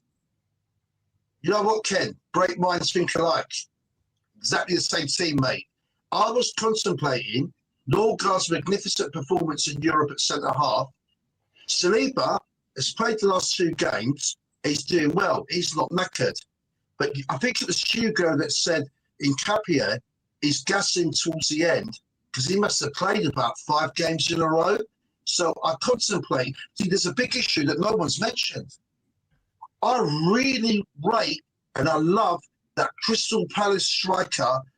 Is it Metic, the French Matida. He's Yeah. been poor though, James. He's been poor for the last 5-6 games. No, I popped him out my dream team, mate. He's been dog doo. What I'm going to ask you, it's a cup game, Daniel. Do you think he's going to play this game? Mateta, I think he definitely is because I don't know actually because he's been off form. It might be Nketiah, man. It might be. So what's putting me off putting Norgard at centre back, although he had a great performance in Europe, is that Mateta, he's for a big guy. He's magical feet. He's strong. He's a brilliant player. We should have bought him, man. Anyway, so I'll possibly pick. Well, I'll pick Timber. Like everyone said, we've got no other right back. Skelly at left back, so California can play on Saturday. And then in defence, Saliba, he's only played a couple of games. He's getting his minutes, his engine. He was magnificent last game, even though he had one bad pass. But he's brilliant. He's a leader, man. And then, what's his name? If Matida possibly play Norgard there or Nkape and rotate them. So if he needs to give Nkape, don't play the whole 90 minutes. So sort that out. In midfield, Zubimendi, if you'll remember, in the last game, was brought off with about 20 minutes to go. And he was pissed off about it. So he could be fully fit this game. All the players I'm dropping will be on the bench. I would rest Declan Rice. I'd play Zubimendi, Namweri, and Eze in the middle. I'd play the on-fire young John Barnes from Watford, Noni Madueke on the right. And I'd play on the left. I'd rest Trossard, because if you all saw, the game he came off in the same game, and then the last game he came off early, he could have the option of starting him and then taking him off, but Martinelli's fully fit, and I think he'll do well against Palace. I'll play him. And then as the number 9 striker, I think he'd probably play Gyökeres because he's big and strong and he can rough them up, and then bring on Jesus with his nimble skills, and we will win 3-1. Just one quick point about the European Cup and Champions League. What devalued, we shall know, the European Cup is making a mockery of it. Ken and Jez are correct. It's not because we're the old boys, but basically, the only team that could qualify for the European Cup was the one team that won their league in their respective country. What changed football with the Premier League? It's like the First Division don't exist, and the Champions League. So you had a couple of years where Chelsea finished lower, Liverpool finished 5th once when they beat Milan 3-2 in that European Cup final. So are they really champions? How can you finish 5th in the league and be champions of Europe? But it's all about, but you have to go with the times, and it's all about money. And when they did this, it devalued the FA Cup, the oldest cup in world history that everyone in the whole world respected. Yeah, used to watch it for morning, day, and night, right? And then it devalued the Cup Winners' Cup. And there's one cup that even the old boys here have forgotten to mention, that the original European trophy was the Fairs Cup before all those as well. That's it. We won that, didn't we? Yes, we won the Fairs Cup, and then we won the Cup Winners' Cup in 1994 when Alan Smith mashed them up. Copenhagen, I know. Well, you want to go on to the next point now, Dan? I got a question for the panel before. What are we more likely to win, Premiership or Champions League, and why? None of them. I want to touch on that as well, though. Jez, see, there you go, Dan. What? There you go again. Pure. What do you mean, there I go? That's what I believe. I don't think we're attitude. winning none of them. I'm not allowed to have an opinion. Hopefully, I'm pleasantly surprised. Well, hold on. When I said hold on. When I said I think we was going to win 4-0, you went shouting at me, going mad. And now you just said that was my opinion. Yeah, that's fine. If you want to shout, Dan. I didn't say you can't have your opinion. No, you did. You were like, stop it, Dan, stop it. So I'm telling you now, stop it. No, I won't stop it. You said before that you think Arsenal are going to win the Premier League anyway. No, Dan, you know what? You need to stop putting mud on my name. What the question was that you kept throwing at me, Dan, is, oh yeah, if you had £1 million bet right now, who would you put it on? And at that point, we weren't conceding goals. So a betting man. Who did you put it on? I put it on Arsenal as a betting Well, man. there you go then, mate. But So you since- thought Arsenal were going to win the league. Stop being But scared to I say it, didn't bro. think we Don't was be going to win the scared. league. Happened to I too told many you to stop people. asking me the You're question and come back in scared. February and ask me, Dan. You're Yeah, scared. and you kept pressing You're and pressing wrong. and pressing. You're too That's what you scared to be done. wrong. You just sit on the fence all day. Oh, I don't I'm know. not I'm sitting on waiting the till fence. January. I'm I'm not waiting sitting till on the February. fence. I'm waiting till Dan, March. You just sit on the fence, Dan, mate. Dan, we had a Yeah? private Throw conversation some- yesterday, and I let it throw out some- to you. throw I let it some out cojo- to you. I throw let my some guard down, and I cojones. said, I don't think Yeah? we're winning the Premier League or Champions League, Dan. That was private. I said, I don't think it's happening. Yeah, that's Yeah, how that's I your feel. opinion. That's your how I feel opinion. personally, bro. That's like a married couple. Yeah, that was in private, Daniel. You're a bad boy, man.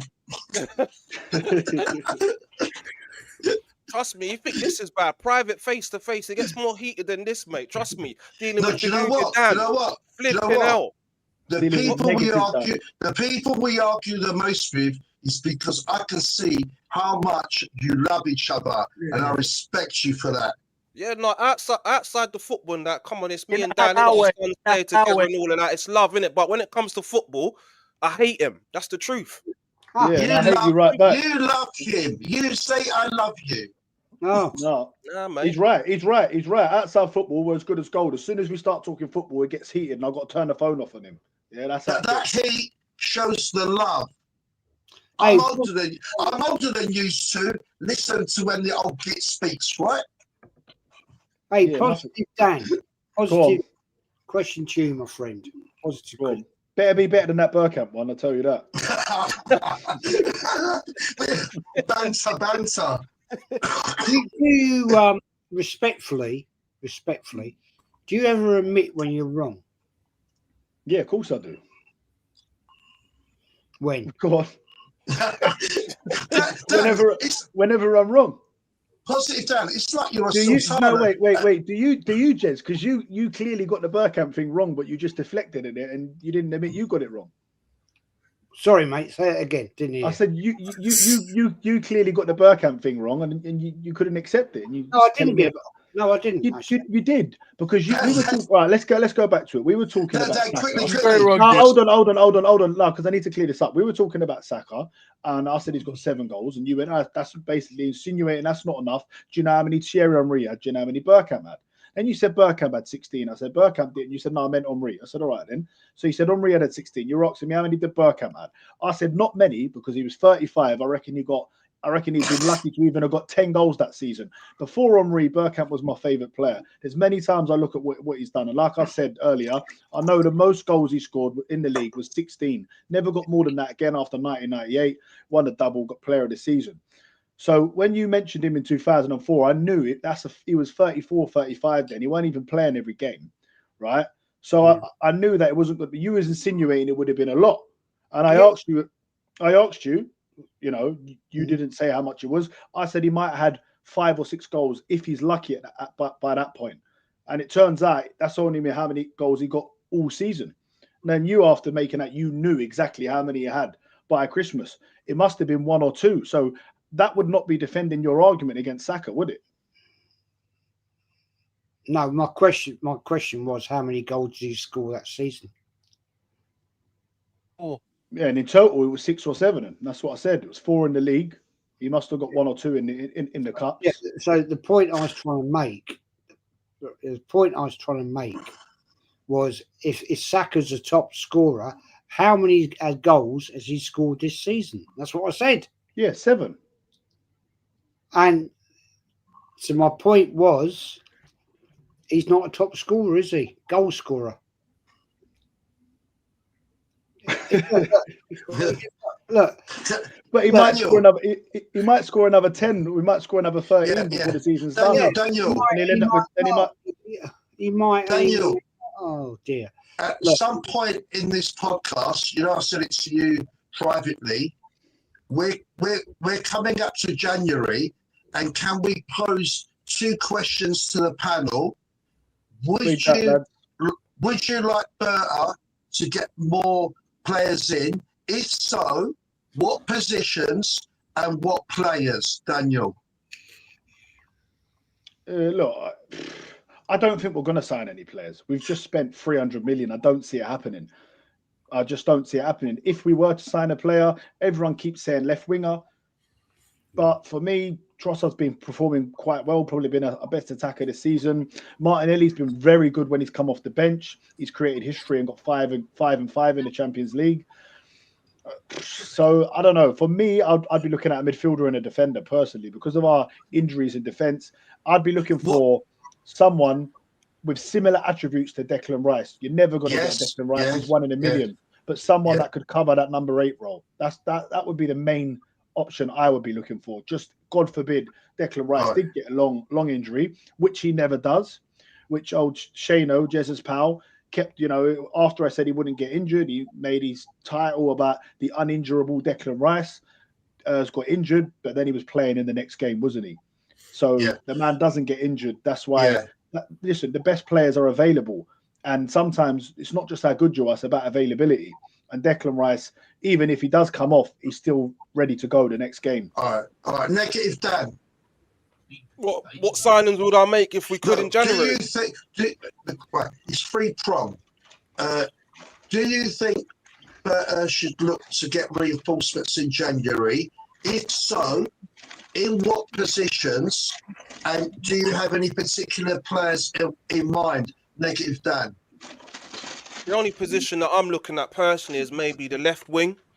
Dan, do you not think we need another number 8, Dan? Another number 8. How many number 8s that we can play in that position? We've got Wanyeri that can play there. We've got Odegaard that can play there. We've got Eze that can play there. We've got Rice that can play there. Can't play there. Rice is the main one. Play there, Dan? What, he can do a job like Declan Rice? Wanyeri? In the number 8 in Odegaard's role, I'm talking about on the right hand side. Isn't that his preferred position? What are we talking about? I'm on about Rice's position. For me, if Rice got injured, God forbid, say he was out for 3 months or something, I'd play Lewis Skelly there personally. Yeah, that's a good shout. That's a good shout, but I don't think it's necessary for us to get an 8. I think the left wing would be more important for me attacking wise. We ain't been looking fluid going forward, Dan. So left wing, I think that would be my that would be my top target. Yeah, SJ. Yeah. So we were discussing this earlier. I'm not sure that we had the money to spend, to be honest. If you look at the way we structured our deals in the summer, it looked as if we don't actually have the capacity to make. All right, SJ, say we do. Say we do have the money. A left winger. I want another number 6 because I don't think the manager has faith in Norgard. And I think he can run Zubmeni into the ground. So yeah, I'll get a left winger and a 6. Jez. I don't think. Look, let's put it right here. Right, we saw the statement at the start of the season from Josh Kroenke. He made out, and he stated it. You had the money. Now you win trophies. He ain't going to spend any. It's Josh Kroenke's baby now. Stan Kroenke may be the main stakeholder, and he's got the money behind it. But in my belief, Stan Kroenke at the games, Berta is at the games.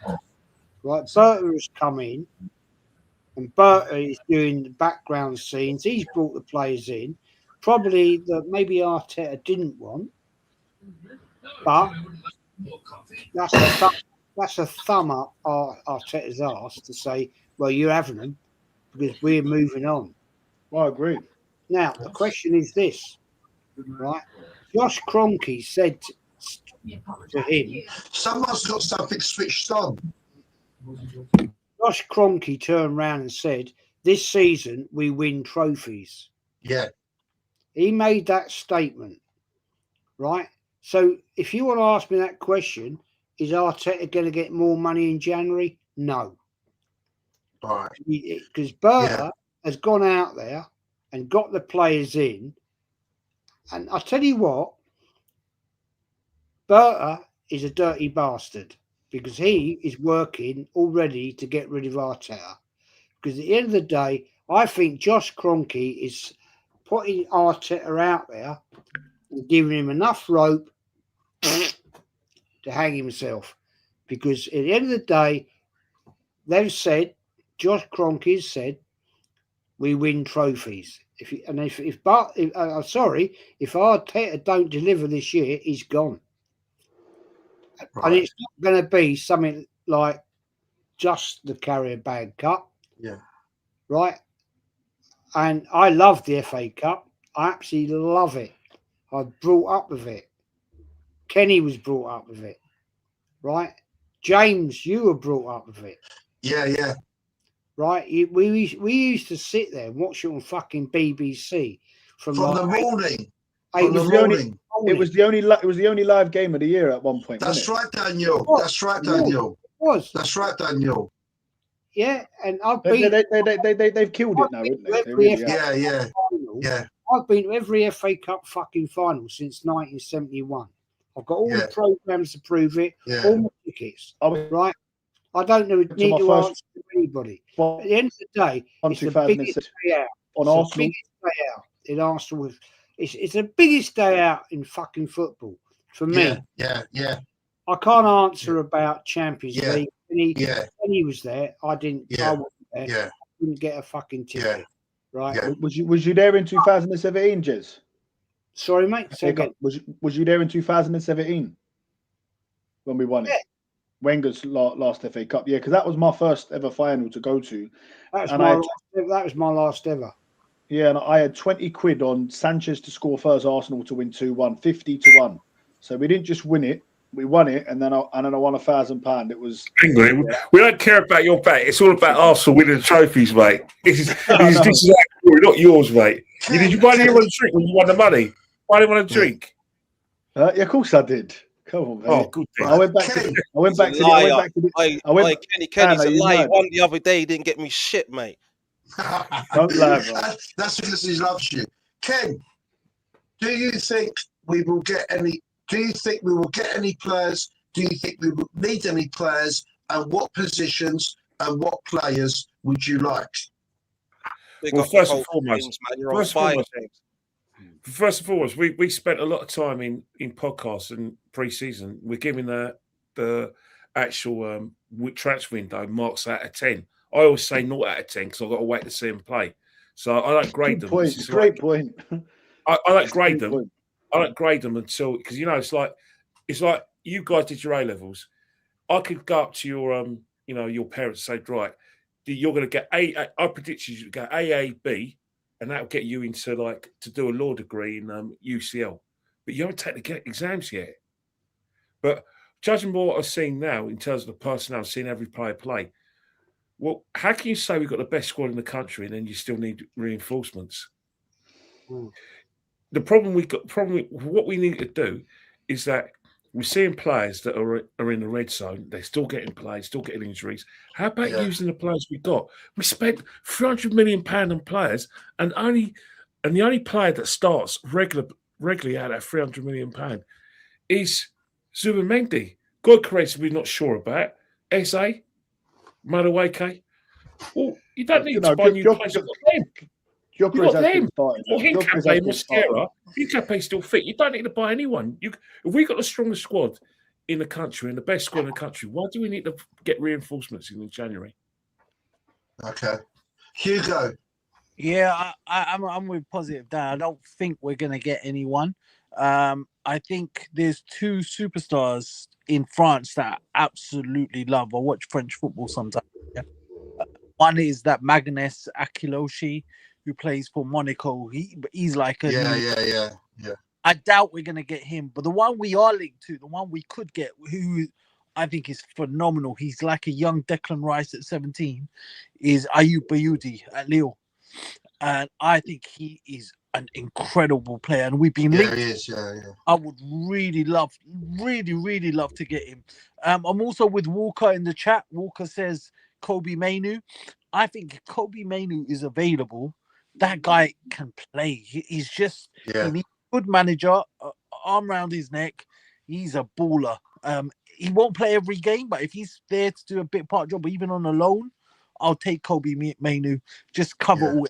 I don't think we're going to get F-winger because I think we've got Trossard, we've got Martinelli, and we've got Madueke that can play, and even Eze. So I don't think we're going to go for that. Although we are linked to Keenan Yildiz, who I don't really want. Yeah.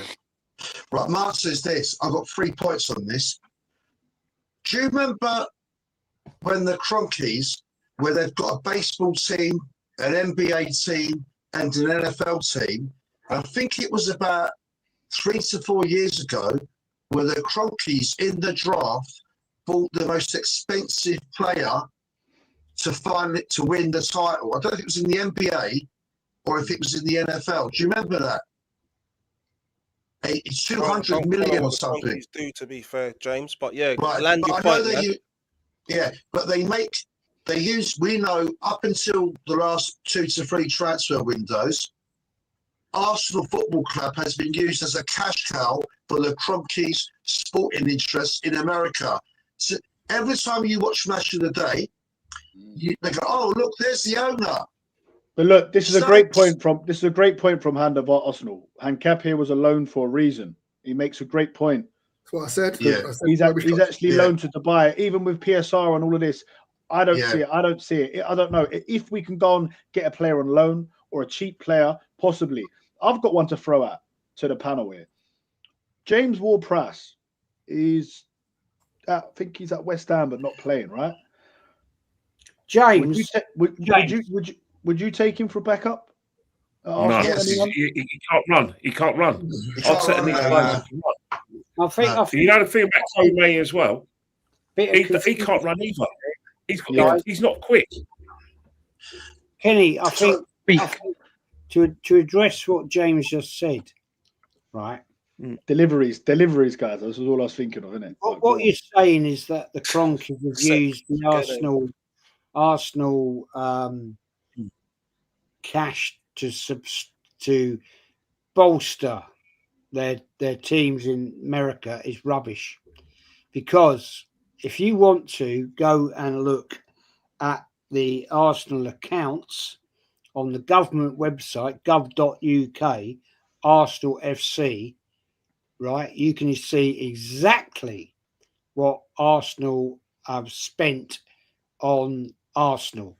They cannot actually legally spend money from the account to another team. Okay, let me rephrase it, Jez. Where they've got all that money, he's a trillionaire, the Kroenkes, and they have spent more on their American teams than they have Arsenal. Anyway, just to give my transfer. Yeah, hang on. Dad, were you trolling?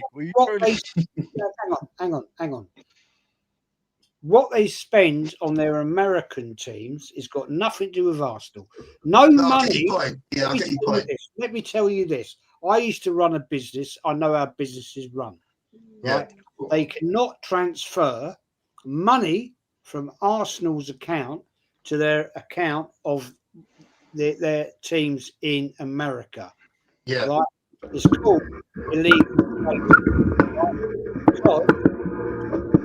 Arsenal is, to be honest. Sort it out, Dan. Sorry, lads. The fact remains, shareholders. There are shareholders at Arsenal. A, would not allow that transfer of money, and B, go and look at the Arsenal on Gov. No, I'll get you, Chaz. I'll get you. But what I'm saying is, over the 12 years when Wenger was here and the first 4 or 5 years that Arteta was here, the Kroenkes' money, they spent more abroad than they spent in Arsenal. But let me answer about the transfer. They make more money, James. I'll get your point, Chaz. Yeah, I'll get your point. Thanks, Chaz. Well, on the track, I think there's one big thing that no one's mentioned. We don't know if Bert is still cooking. Like you said, Jess, is Bert got those 8 players in. Now, it was him that got Gyökeres because I'll tell you what he says go. I think... Well, no one knows that, though, James, by the way. Right, this is what I think. Like I said last week, right? If you are going for a title, which we are, yeah, and last January was the abomination of not buying anyone when your players are injured. And Aston Villa exposed how big time the club was. Not Arteta, the club who controlled the money. They went in last January and got 5 attacking players. Rashford, Asensio, Marlon, and 2 others, right? and they weren't even going for the title, right? If we want to win this title, look at which top player is available. I would get, this is me, I would get another striker, right? Another striker. And I know what you're saying, positive, Dan, about Declan Rice, hard to get a player like him, but there's millions of players out there. I would get another box-to-box player, because what you're seeing now, like Hugo has highlighted on throughout in the last month, first it was our defence that got mashed up, and then our forwards, or no, it's the other way, forwards, then back, and now you're seeing the midfield get mashed up. If you want to win the title, I know what you're saying, Kenny Ken, but I want to win this title. I've got money. I will get a killer in the box, right? Everyone has a price, right? Everyone has a price. I even get Watkins, even though he's at Villa, right? But they probably won't now. They won the last 10 games, forget him, right? I love to have Ekatike. I love that player. I love him. He's the best, man. He's going to be amazing. Anyway, I'll get a striker, and we need to toughen up that midfield. I'll get at least, wait. The ones you mentioned, Hugo, and I'll look around, right? And I will get people that are instant lethal, right? Even if it means, I'll tell you what, mate, Ivan Toney out in Arabia, I don't care if he's got an attitude. He's a complete striker. The best thing since Harry Kane. I'll get him, right? Then also, even Rashford at Barcelona, you won't get in there. He's kicking it, right? Just because the club shit, don't mean the player shit, like I told you last week. I'll get 2 midfielders. You need to bolster that midfield, mate. Zubimendi is feeling the effects. Declan Rice is feeling the effects. And then you've got England who mash up Saka, Rice, Nani, and all of them playing 90 minutes. You want to win this title, you've got the money, you buy 2 midfielders and kill a striker. End of. Wait. We don't have the money. I don't think we have the money, James, by the way. I just don't think we do. They do it. They're trillionaires. It doesn't work like that, James. It doesn't work like that. PSR and everything else. All right, Dan, should we move on to our next point? Because I think, James, you sort of touched on that anyway when you spoke about Villa. But I'll go for everyone on this one. I'll start with you, Dan. Is Unai Emery a better manager than Super Mikel Arteta? What's your thoughts on that, Dan? For me, I would prefer Mikel Arteta. At Arsenal, anyway, for sure. Whether he's a better manager or not, if you look at the CV, you have to say it's Unai Emery in terms of, obviously, trophies won. But for me, Unai Emery is good at clubs such as Valencia. He was at Seville. Villarreal, you mean? Villarreal, sorry, Seville. Aston Villa, he's doing a fantastic job. When he went to PSG, we all remember that game when they were 4-0 up, the famous game in the Champions League. And what happened? They lost, 6-1 and ended up going out. I know he won the league over there in PSG. Everyone wins the league over there. I think he also lost the title as well, I think. Look, for me, Arteta is better suited for Arsenal. That's been proven because it didn't work with Unai Emery. I remember going up and playing Watford, and I think it's the most shots we've ever had conceded against us. I think it was something like 22 shots from Watford. So for me, I would, look, here, Emery, sensational, second-rate teams manager. There's a reason why no big club would touch him. We did, and we got burned end of. I agree with Johnny there 100%. And for me, I'm going to back my guy, and I'm going to say I'd prefer Arteta. But look, he's doing a brilliant job at Aston Villa. I think more the question is our Aston Villa in this title race? Because I kind of just said, you know what? For me, it's still just between us and City. After my interview, listen, let me finish. After the game, 3 points. I know, but after they beat us, I went on AFTV. If they mash us up at the Emirates, they're level. James, let me speak, mate, please. Sorry. So, I said, look, I think that it's still between Arsenal and City. I don't think Villa have got the squad, and I just don't see them there game week 30, game week 31, 32. I said the same thing about Chelsea. They've already fallen off. Villa's next 2 games are Chelsea and who's the other game? It's another big one that they've got. 2 tough games. Us. Us, that's us. There we go. Yeah, they play us. They play us. They play Chelsea away, then us away. We will find out. And Unai Emery said it in his press conference. We will find out if they're in the title race. Then, if they go and get even results, even if they draw with Chelsea and draw with us, or beat Chelsea and get a draw against us, even if they one out of the two, then you could say they're in a title race. But if they go and lose to Chelsea or draw and then lose to us, then for me, they're not in it. But listen, they've just won 10 games in a row in all competitions, 7 in a row in the Premier League. Right now, you'd have to say they are. Do I think they'll be there come game week 32, 33? No, I don't. I think there'll only be 2 teams there, and it'll be Arsenal, Manchester City. And I expect us still to go 5, 6, 7 points clear of City in these next 4 or 5 games. But what if by the time we face Manchester City in game week 32, I think we'll be a minimum of 6 points clear. And I think Daniel, you know something you're ruling out? What did Villa I said did last January, and they weren't in a title run? They put 5 attackers, right? What if Villa do a Man City, do a Villa from last year, and buy another 5 attackers? What you saying then? James, what you're missing out on, you're missing the point is that because of this PSR, right? Teams can't spend. The only reason Villa have only spent, they're the least spenders this year. They only spent 30 million. And what's unfair, what happens with these teams, the Villas and Newcastles, like Newcastle come and got all this money. Yeah. When Man City did it, there was no PSR, so they could just spend. Newcastle, they can expend, but only how much you earn in a season. Right? Yeah, I get you. So Man United will always be able to spend more. So will Arsenal, so will Chelsea, because we make more money through revenue and stuff. But listen, Villa, I'm sure they will. They have to go and sign some players. And listen, I could be totally wrong. That Rodgers is the best attacking midfielder in England. Yeah, well, him or Foden, they're both on an incredible form. No, man, he's better than Foden, man. I don't know if he's better than Foden, but look, with Villa, it's a tough one, isn't it? Because I keep looking at City's results and you keep looking at City's fixtures. Not once have I looked at Aston Villa's fixtures. And maybe that's me being naive. You better start, mate. You better start if they turn us over and turn us over. You better start, mate. Exactly. I will be then. If they come to the Emirates and beat us, best believe I will be. But City have got Sunderland away and is it Forest away the next 2 games as well? So it's going to be very interesting. Yeah, they got Forest and Sunderland away. City's next 2 games, Villa's next 2, Chelsea and us. Our next 2 are Brighton at home and Villa at home. So yeah, like I said, I expect us to go a little bit more clear. Sorry, James. I'm going to go to Ken now. What do you think on the old Emery Arteta thing? Do you think Villa should be taken serious as well? You've got to break it down, and you've got to look at the same situation and look at Unai Emery.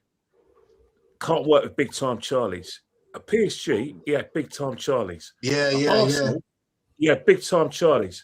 Now you look at the big. Let's forget PSG. Let's talk Arsenal. You had Mesut Ozil, big time Charlie. Aubameyang, big time Charlie. Lacazette, big time Charlie. Guendouzi, big time Charlie. Velasquez, big time Charlie. Common denominator. Arteta got rid of all of them. Yeah. And then the apparent success we're seeing now is without those players. Unai Emery works with players who were sponges. At Aston Villa, Ollie Watkins says with his own mouth that he's thrived better as a striker, scored more goals because of Unai Emery. I swear to God now, we got no big-time Charlies at Arsenal. Yeah. And I promise you that those players will respect Unai Emery and obey him because there's no superstars. They haven't won anything. Saka's a sponge. Odegaard's a massive sponge. Declan will listen to him because those are the calibre of players that he likes to work with. Oh, all those players, I repeat, all those players that gave Unai Emery problems, they're the same players that Arteta went. Aubameyang did something that you should never do to your Mario. Out you go. Ozil, when he came back from lockdown, off you go. Do you agree with that? Do you agree with that, Ken? What's that? Did you agree with that at the time? Of course I did. Arsenal comes first. Do you know?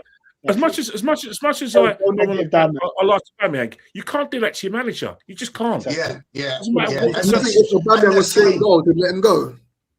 Yeah, you can't. No, but what he did, you guys think it was what everyone thinks it was. It was much worse than that. You don't do that to your manager.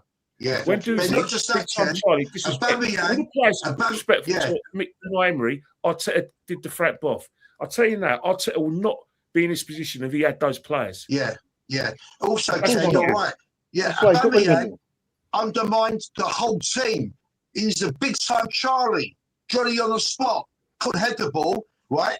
And he used to laugh with the other team when we lost games, right? He used to walk around. I live at the Emirates. He used to leave from the car park with his 600,000 £1 million cars, right?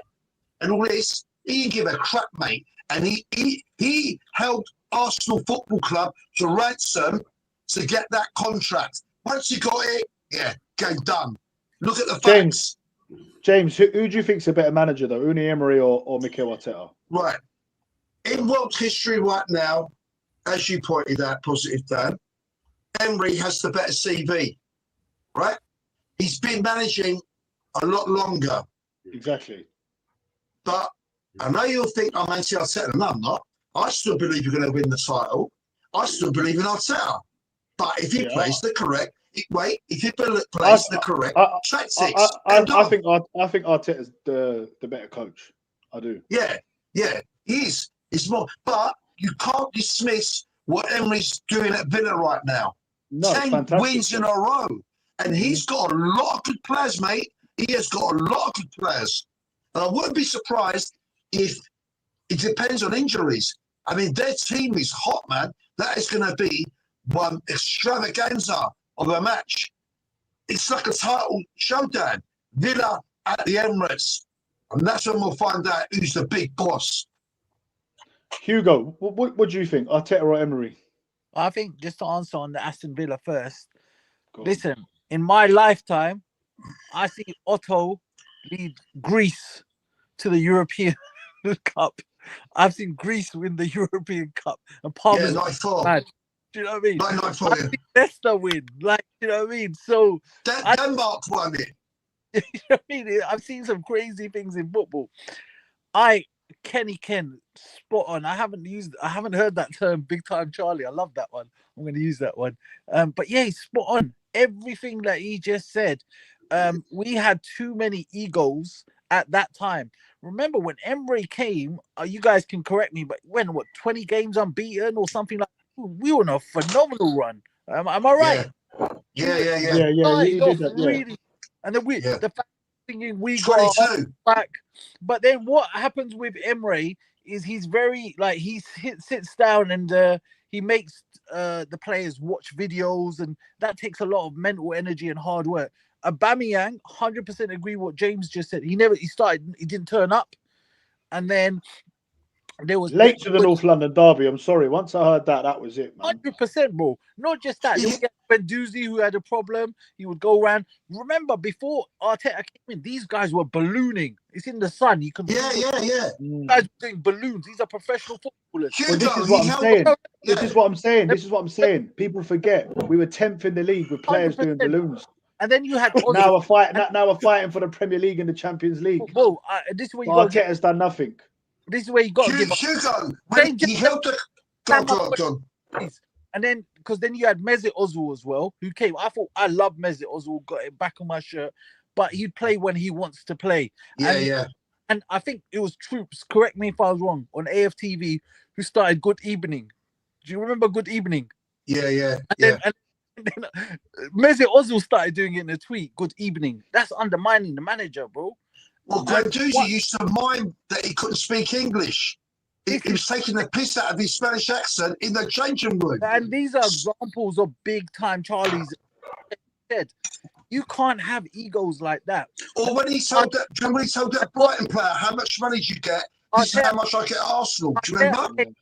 Arteta came in. This is where I disagree with people who think, what has Arteta done? Arteta's done a phenomenal job. He got rid of the egos. I actually think this team is made for Unai Emery to come back because, and there's two things. If you ask me now, would I take Emery over Arteta all day long? I think he's got he's got everything behind. How can you say when we're top? James, let me finish, please, bro. Come on, Marty in the chat. Yeah, this is what I'm saying. I'll take Emery all day long at this stage because he's done it. He's done a phenomenal job with like Kenny said and like James said, like with players that have got less egos and like you said, Dan, as well. However, if Emery, if Arteta could win a big trophy, I'm also with Dan. I think we could go on and dominate because I think that one big trophy, be it a Champions League or Premiership, I think it's gonna give Arteta that belief. It's gonna give the fans the belief. It's gonna give the players the belief. I think we can go and dominate for a long time. So it's a tricky one at this stage. Emery, if Arteta does not win the trophy, a major trophy this year, I'll definitely look to go back in for Unai Emery. That's what I would say on that. Yeah. Jez, fella, how you feeling on that, man? Jez, you still with us, mate? Well, simple answer on it, really. Unai Emery, proven winner. Won at PSG, winning, proven winner in Europe, won leagues. He's won one league title with PSG, which anyone could do. But go on. Say that again. I said he's won one league title with PSG. He's never won a league title anywhere else. But he won it at PSG. Yeah.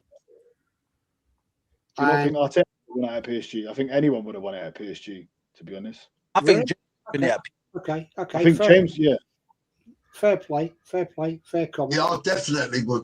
I think personally, I think it's a bullshit comment. But the man's a proven winner in Europe. Man's a proven. Let me finish. The man's a proven winner in Europe, and at the end of the day, are you naive enough to say that if he'd been given 1.3 billion pounds at Arsenal, no, you're adding money on that. It's gone up now to 1.3 billion. Sorry, you're adding money on that, so it's 1.3 billion now. I said 1.3 billion. Yeah, but we haven't spent that much though. So I'm saying you're adding money on. Since Arteta's been here, it's not even a billion. It's actually 970 something. I think you're fucking wrong there. I think you're wrong. I think I'm right. Okay. It's not 1.3 billion. I can tell you that. What the fucking whatever, man. Right? Swear, man. Come on, please. Whatever, right? You telling me? I get your point. You're saying if Emery had spent all this money. Go on, Jez. Sorry, mate. I'll let you finish. Go on. Whatever. The fact remains, are you telling me that if Emery had been given that money, right, he wouldn't have won something major? Now, you can argue about it all you like, right? Because it's a bullshit comment anyway, because he never got the chance, because Arsenal always wanted Arteta. Fuck knows why, right? We're going to see. I'm not going to fall down this rabbit hole with you guys, right? We will see in May, right, how much, right, he's won. Yeah? We're going to see tomorrow night what he does in the Carabao Cup. Yeah? And then we'll see after Christmas what he does in the FA Cup. And then we'll see. Come and talk to me. Come and talk to me at the end of May. Because I'll be more than happy to say, Jez, I'm a cunt. I got it wrong. I got it wrong.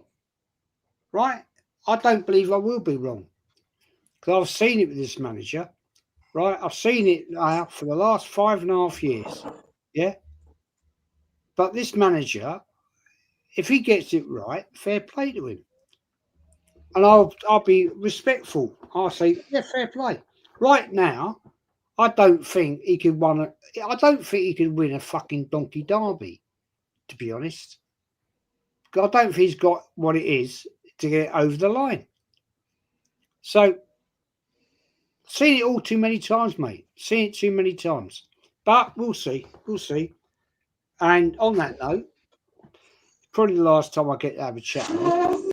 Sure, a fucking happy Christmas, whatever you do. You too, Jez. Right, I think on that, we're going to do some scoreline predictions and then we'll wrap up. Because are we gonna go do the Yorker section again? Because we do it every week. We've battered this Yorker thing. Yeah. All right, next week, you're right. He scored his goal now, innit? So let's great penalty. Let's give him some praise this week. Great penalty from Gyökeres. Let's move on. Great penalty. A lot of pressure. Great penalty. SB have his say. SB, did you have your say on this? The last question. No. You know what I mean? What I'd say is that, I agree with you, Hugo. If Emery was available on the market this summer and Arteta left, he'd probably be someone we're going in for. But I think his tenure at the club clouds judgment on him. In my opinion, he wasn't given as much autonomy as Arteta. He was head coach, first and foremost. He wasn't a manager. His players were bought for him. And again, the money spent, completely different. You can see Arteta's body work after. He came 8th twice in a row. If we're holding to the same standards as Emery, he should have been gone, in my opinion. But fair play, he's picked it up and we're doing well right now. Hold on. Arteta won a trophy in his first 6 months. I agree. And I agree with that.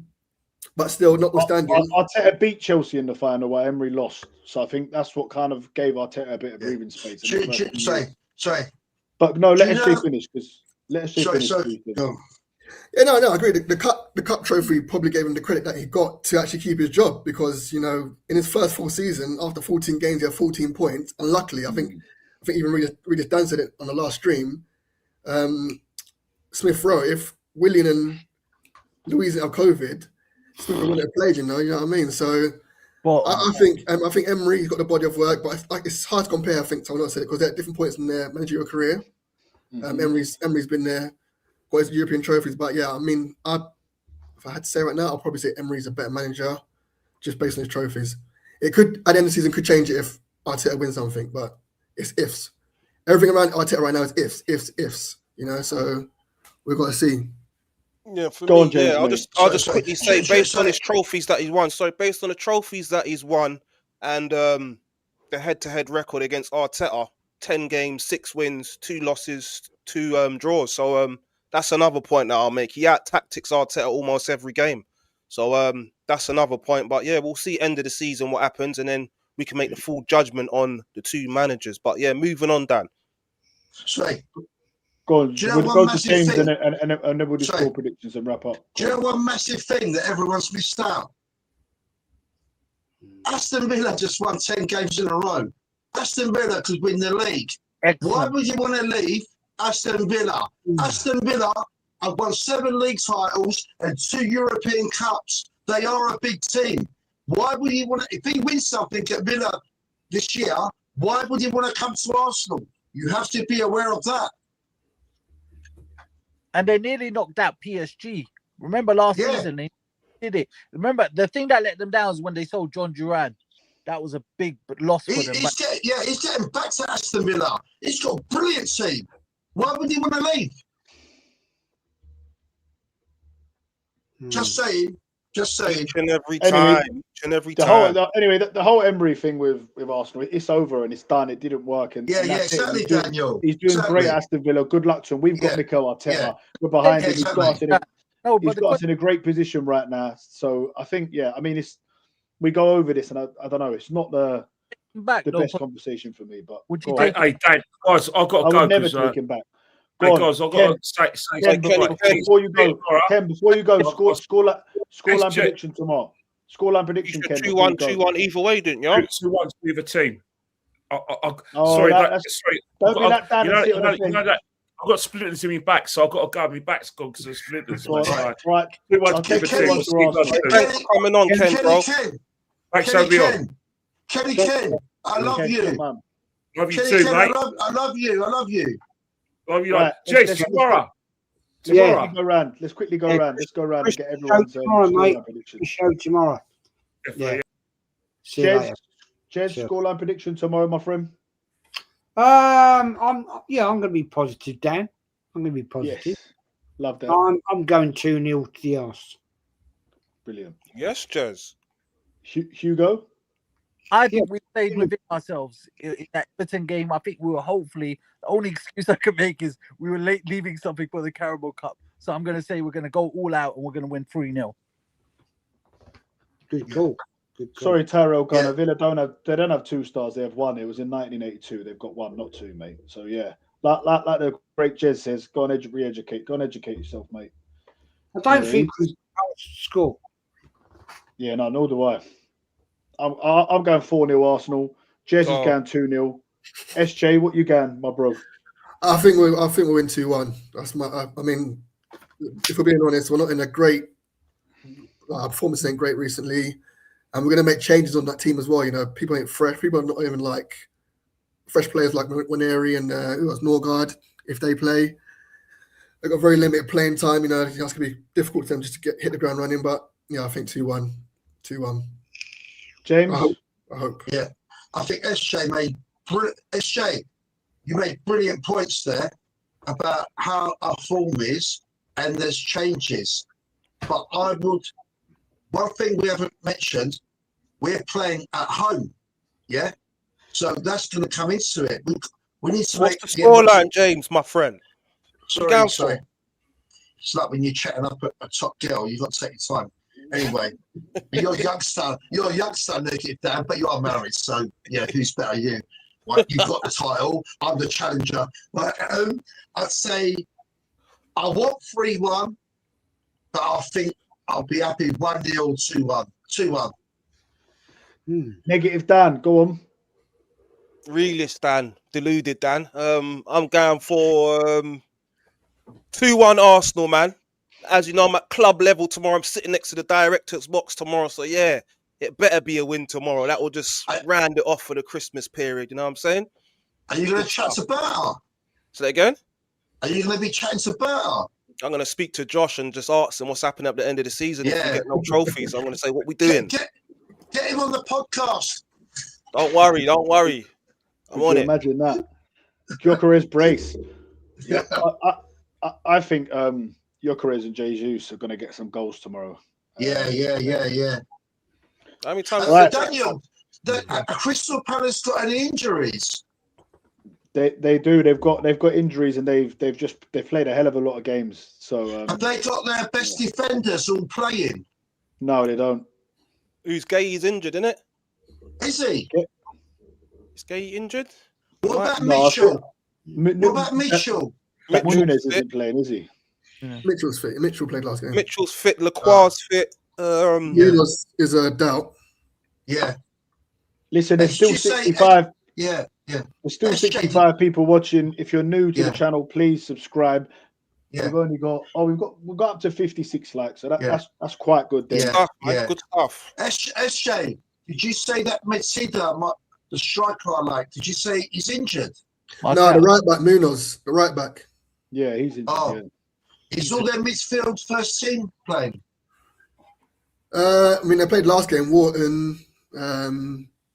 Yeah, I mean, they all played against Leeds. They all played against Leeds. We'll find out tomorrow. Are you there tomorrow, James? No, I'll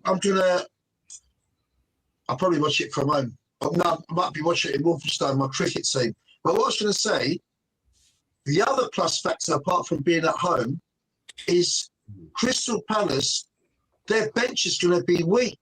So if they do play their best players, right, whereas our bench is going to be strong, isn't it? So that's another plus we've got to mention.